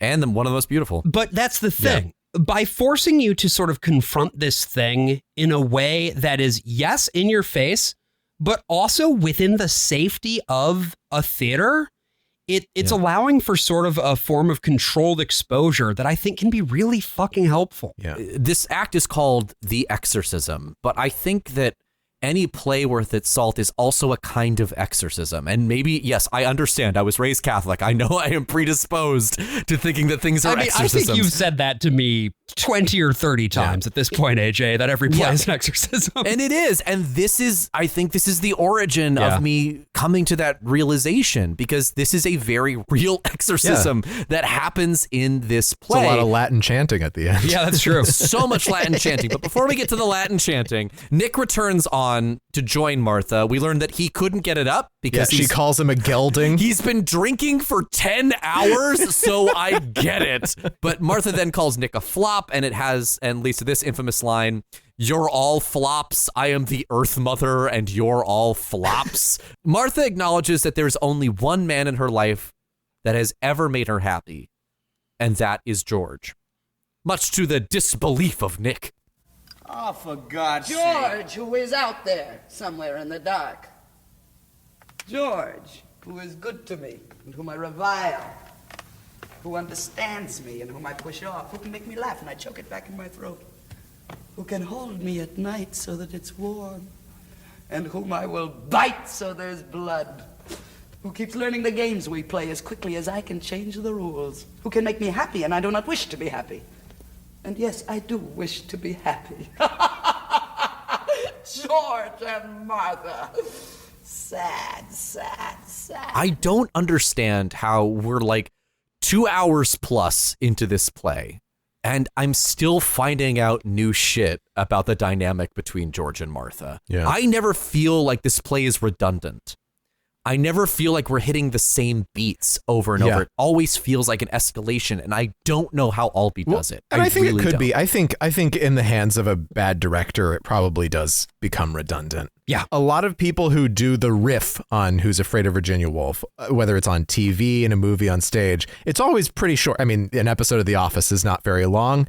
And 22 minutes. You know, I'm trying to think of like the most recent Virginia Woolf-esque, probably God of Carnage. Yasmina Reza, which itself is basically it's more akin to like an Everybody Loves Raymond episode, complimentary. Yeah. But it's 76 minutes maybe. You can't sustain the fight in the way that Albee sustains the fight. And I think a large part of that is the game mechanic, right? There's always going to be a new and different kind of game they're playing. But there's something to the frankness of Martha here. She's been so caged, but to like lay bare that she's just like, listen, I know what I want is impossible, but George gives me the impossible, so I stay with him. And I think that's fucking beautiful. Well, I don't know, man. One of the things that struck me this time is that, you know, maybe at one point these games were fun. I think they're still kind of fun for them. Yeah, right? no, but to be clear, I agree that they're getting like sick sadistic pleasure out of them at this point. But I think that there was a point at which the games that they played were something different from what they are and now. Nice, yeah. Exactly. They started with Jackbox and they've ended with Get the Guest. Yeah. Maybe at one point, Get the Guest was just like, I ribbed I ya. gotcha. Yeah. I gotcha. Yeah. That is sort of the headcanon that I've built for them. A peanut can with snakes in it. Yeah, exactly. It's something more like that. It's worth noting that Martha, one of the things that she notes here is that, George knows that she wants to be happy, and I do want to be happy. Yeah. Not George makes me happy. She's incapable of happiness at this point. That's not really on her horizon. It doesn't seem possible anymore. But I do wonder if at the end of the play, it suddenly becomes possible. But anyway, the doorbell rings and Martha orders Nick to answer the door, calling him her houseboy. Yeah. This will continue. She'll keep calling him the houseboy. Right. But who's at the door? It's George. And he's carrying some snapdragons that he stole from Martha's father's greenhouse, I guess. And Martha and George gang up on Nick. And this is interesting because the last time they were together, they were like, it's total war, between the two of them. But they're on the same side here because they know how to follow the impulse and yes and each other. George starts taking the snapdragons and throwing them at Martha. Yeah. A whole bunch of people leave in Berlin. Yes, they're all standing up. George has decided to prepare one final game. Now, you just gird your blue vein loins, girl. We've got one more game to play. And it's called Bringing Up Baby. Oh, for Lord's sake. George! I don't want any fuss. You don't want any scandal, do you, big boy? You don't want to wreck things, do you? You want to keep to your timetable, don't you? Then sit. And you, pretty miss, you like fun and games, don't you? You're a sport from way back, aren't you? All right, George, all right. Good. But we haven't got everybody here. You. Your little wifey isn't here. Well, look, she's had a rough night. She's in the can. We can't play the game unless everybody's here. Now, that's a fact. We'll have to get your little wife back in here. So-ee! Oh, stop that. So-ee! Cut it. All right, get your butt out of that chair and bring the little dip back in here. Be a good puppy. Fetch. All this animal stuff. He refers to Nick as their son during this scene while she's like, he's not our son, he's our houseboy. You know what George says when he looks at Honey? Based on the noise that he was making? Yeah, I think Based on that noise he was making? It's the pig. There it is.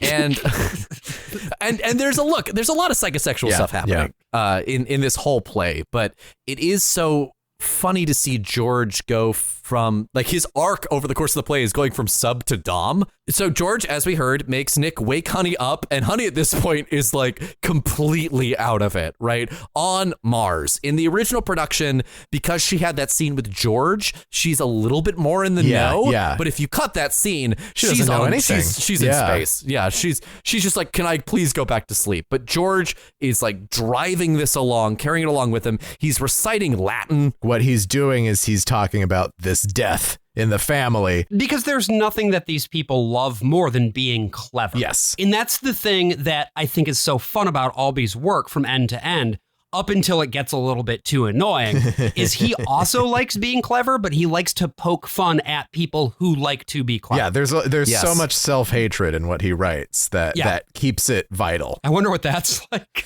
I have no idea. I have a lot of self-hatred in my work, and it's never vital. So George makes Martha recount raising their son together. And what I think is interesting about this is that George lets her go on for a long time and sort of revel in the finer details of it. It seems rote in a way. He's very idealized. Yes. And also that the stories feel a little too well practiced. Mm-hmm. Like, these are things that she said in this exact order so many times. Again, to go back to the point of, if they've been playing these games for a very long time, maybe there was a point at which Bringing Up Baby was a fun game to play. Right. And in the same way that George is reciting this Latin, it seems like Martha is reciting the book of her son. A son whom I have raised as best I can, against vicious odds, against the corruption of weakness and petty revenge. A son who is deep in his gut, sorry to have been born. I have tried. Oh, God, I have tried.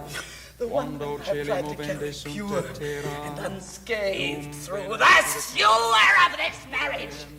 Through those sick nights and the pathetic, stupid days, through the derision and the laughter, oh God, the laughter, through one failure after another, one failure compounding another failure, each attempt more sickening, more numbing than the one before, the one thing, the one person I've tried to protect, to raise above the mire of this vile, crashing marriage, the one light in all this hopeless darkness.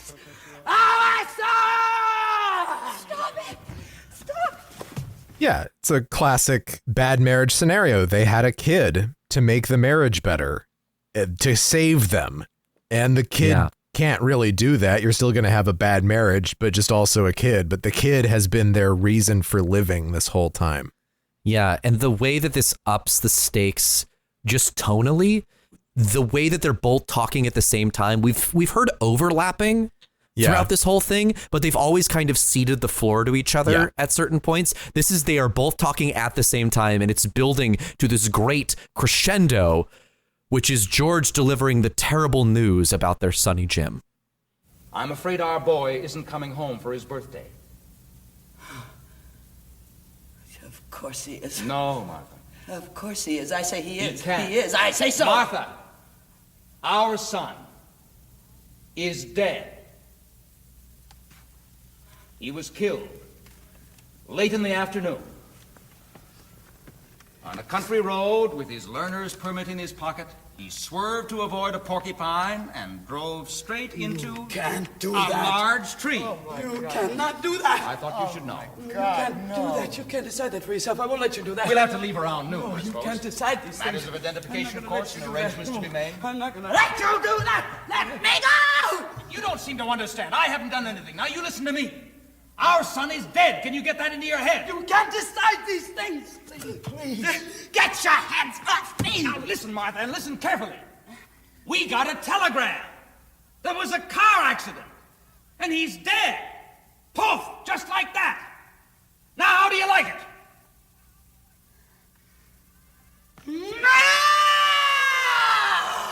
Let her go. She'll be all right now.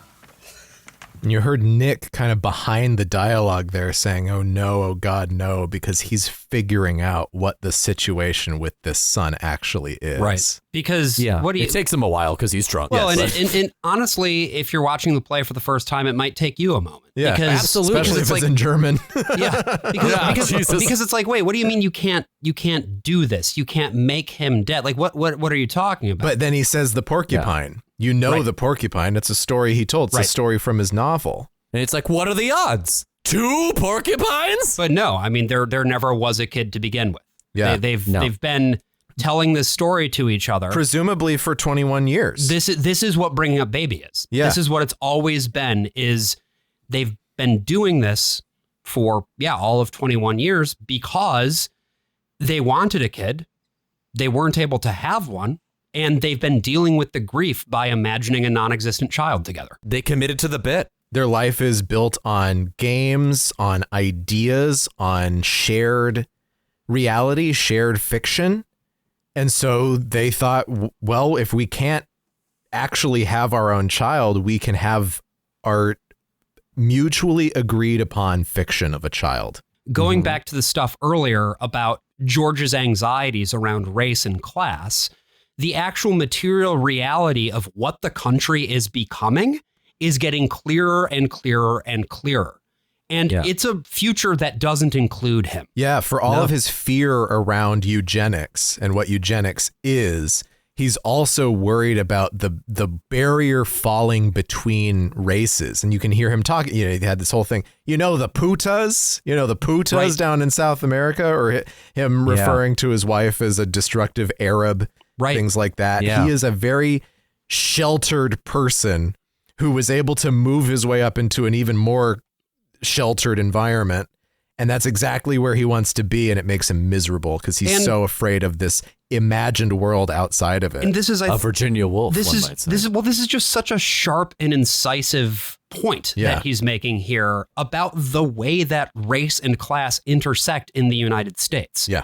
Where if you are a striver, the entire thing that you are trying to do is to get to a point of stability and acceptance within the prevailing class structure. But the possibility of other people being allowed in, that threatens your own position. And you see this now with Trump.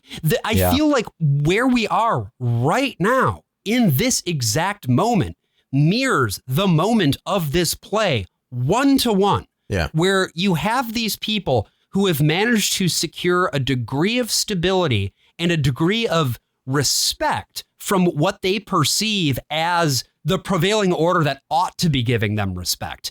And they fear the possibility of that respect being lost in favor of those they deem unworthy. I think it's also worth pointing out that George and Martha both are infertile. It was that both of them couldn't have kids. And I'll go one further and say that then this also makes George's fucking obsession with in vitro fertilization, it makes it make a lot more sense. Yeah. He's not just following this because he is concerned about, the future of the Aryan race. I mean, he kind of is. He's worried about his chromosomes. Nick is a threat to him because he's an Aryan. Right. Because he is this platonic ideal of what he considers to be a man. Yeah. But the other piece of it is, on some level, he still hopes that he can have a kid. And part of the promise of these treatments is that they will eventually allow for infertile people to be fertile. Yeah. And that's what happened. But too late for him. Right. Yeah. And I'm just thinking about like Nick. What would happen with him is he'd still be a professor today. he would never retire. Yeah, and he'd be one of those part of this institution that's flushing out its humanities programs, but he's in biology, so he's doing just fine.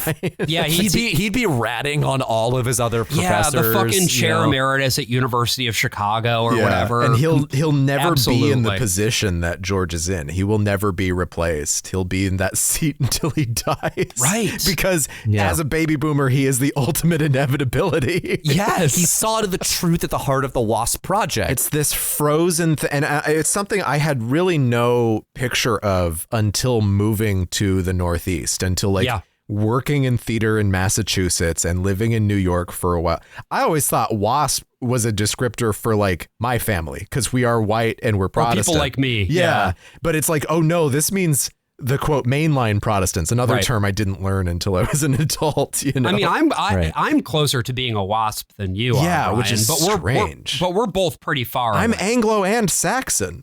Yeah, not to mention Protestant. You're 4 for 4. Yeah, but the evangelicals don't count. It's not that kind of Protestant because that's hill folk Protestantism. So Nick and Honey leave. They just kind of, what's so funny about this place, there's all this buildup, and then they're just like, okay, so we're going to go. Yeah, He's like, yeah, you should probably go. What are you going to do after that, right? Yeah, no, truly, like, after this enormous reveal. And I feel like this final image of the play is something of a pietà, because he has killed this child. We have seen Martha, the strongest character on this stage, the strongest person on this stage. She is now become the most broken and fragile. And what does George do? He picks her up into his arms. Yes. And here, after all of the verbose language we've heard throughout the play, after all the yelling and fighting and shouting, this entire last scene is mostly made up of monosyllabic text. Do you want anything? No. Nothing. All right.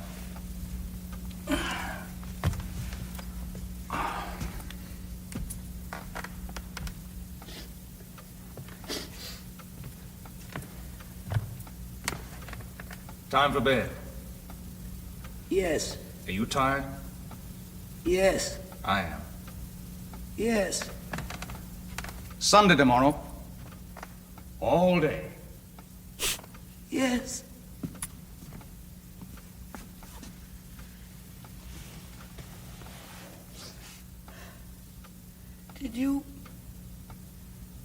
Did you have to? Yes. It was... You had to? Yes. I don't know. It was time. Was it? Yes. I'm cold. It's late. Yes. It'll be better. I don't know. It will. Maybe. I'm not sure. No? Just us? Yes. I don't suppose maybe we... No, Martha. Yes. No. Are you all right? Yes. No. Who's afraid of Virginia Woolf? Virginia Woolf, Virginia Woolf. I am, George. Who's afraid of Virginia Woolf? I am, George.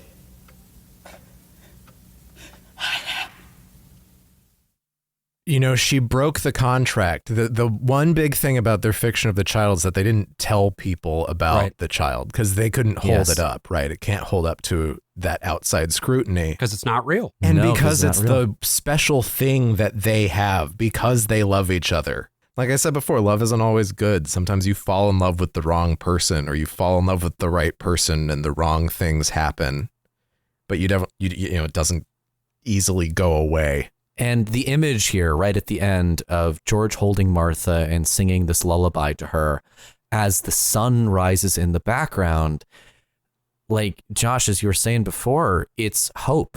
It's like they are finally free of this ghost that has haunted them for 21 years. It's this thing, too, of how throughout the play you hear them fill up the space because they have to. You know, because to sit in the silence and just really live with the weight of the 21 years that they've now spent together pretty fucking unproductively would be too much, because that's the thing, right? The moment that you really face up to the past, you have to decide what you want the future to be. When it comes to preserving certain things about the way you see the world, it can be easier to just continue to live in an imagined past, right? Or even an imagined past that runs contemporaneous to the real one. When you do that, it can provide a degree of psychological safety. I mean, I've had friends who have done this, right? Where rather than having to deal with, you know, some very difficult years that now feel lost because of decisions that they've made, they've just chosen to like retcon it entirely and be like, well, that didn't happen. That wasn't real. But it was. You know, you can try to imagine in your own mind that the past was something other than what it was, or you can face up to it. But something that's been really personally difficult for me about the past 3 years and change has been facing up to the fact that thanks to the big time loss that I experienced, it had a lot of effects on a lot of things in my life, including my relationships. And when you start to survey the damage, like really, really survey the damage, you see how much you've lost.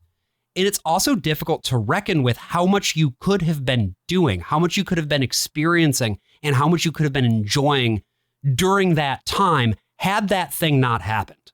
And for George and Martha, it's remarkable because it's 21 years of something not happening. And rather than facing up to that reality, they've chosen to construct something different. And of course, when you do that, you're just going to end up in the darkness. You're not going to be able to get out. But you have to at some point. You just have to. There's a version of this play that ends with that exorcism and Martha broken on the floor and, you know, George standing over her victorious, right? But this coda is so haunting and it's so beautiful because it allows for the potential for things to get better. There's the uptick at the end. You know, I've probably told this story on the podcast before, but there's sort of this maxim in playwriting that you always want to end with an uptick. You can talk about the most depressing shit on the face of the planet, but you have to leave the audience with something to go home with, right? Whether that be complete shock and awe, or Sarah Kane, for instance. Sarah Kane, for instance. But even Sarah Kane ends with the uptick, right? The flowers bloom at the end of Blasted. I don't think anyone has ever done it better than Albee. I don't think that. I think it's why it's my favorite play. It is so funny. It is.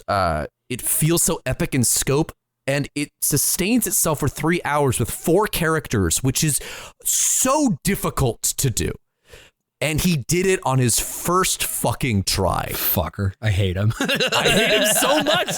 And he earns every bit of that like shitty cat energy that he has for the rest of his life because he wrote my favorite play of all fucking time. He took what O'Neill had established for him with Long Day's Journey to Night, and he did the inverse. He did Long Night's Journey into day, and he still found a way through all of his hate, through all of his pain, to find some sort of forgiveness for these people that had hurt him in his life.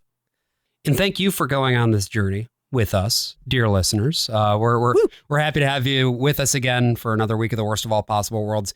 If you enjoyed this episode and you'd like to hear us be more on our theater kid bullshit, we've got a whole bunch more stuff like this in the archives. If you go to patreon.com/worstofall, you can get access to all of our episodes, including the premium ones.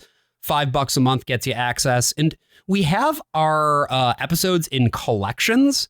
If you go into collections, you can actually find the ones that are theater. There are now 23 theater episodes, including this one. And at least half of those are premium. So go take a look. You might find something that you like. There's a line that Martha says to George about midway through Who's Afraid of Virginia Woolf. Something to the effect of, what I love most about you, George, is your anger. And so many plays that I've read in my life come from a place of joy, of wanting to celebrate someone, of having a passionate idea and wanting to see it through. And every single one of Albee's plays is born from hate and rage and anger. He's just like me for real. He is the ultimate fucking hater. I think at the end of Who's Afraid of Virginia Woolf, the thing that I love most about Edward Albee is not his long, beautiful monologues or his piercing insight into the upper classes or his thoughts on what Ubermensch will replace us next.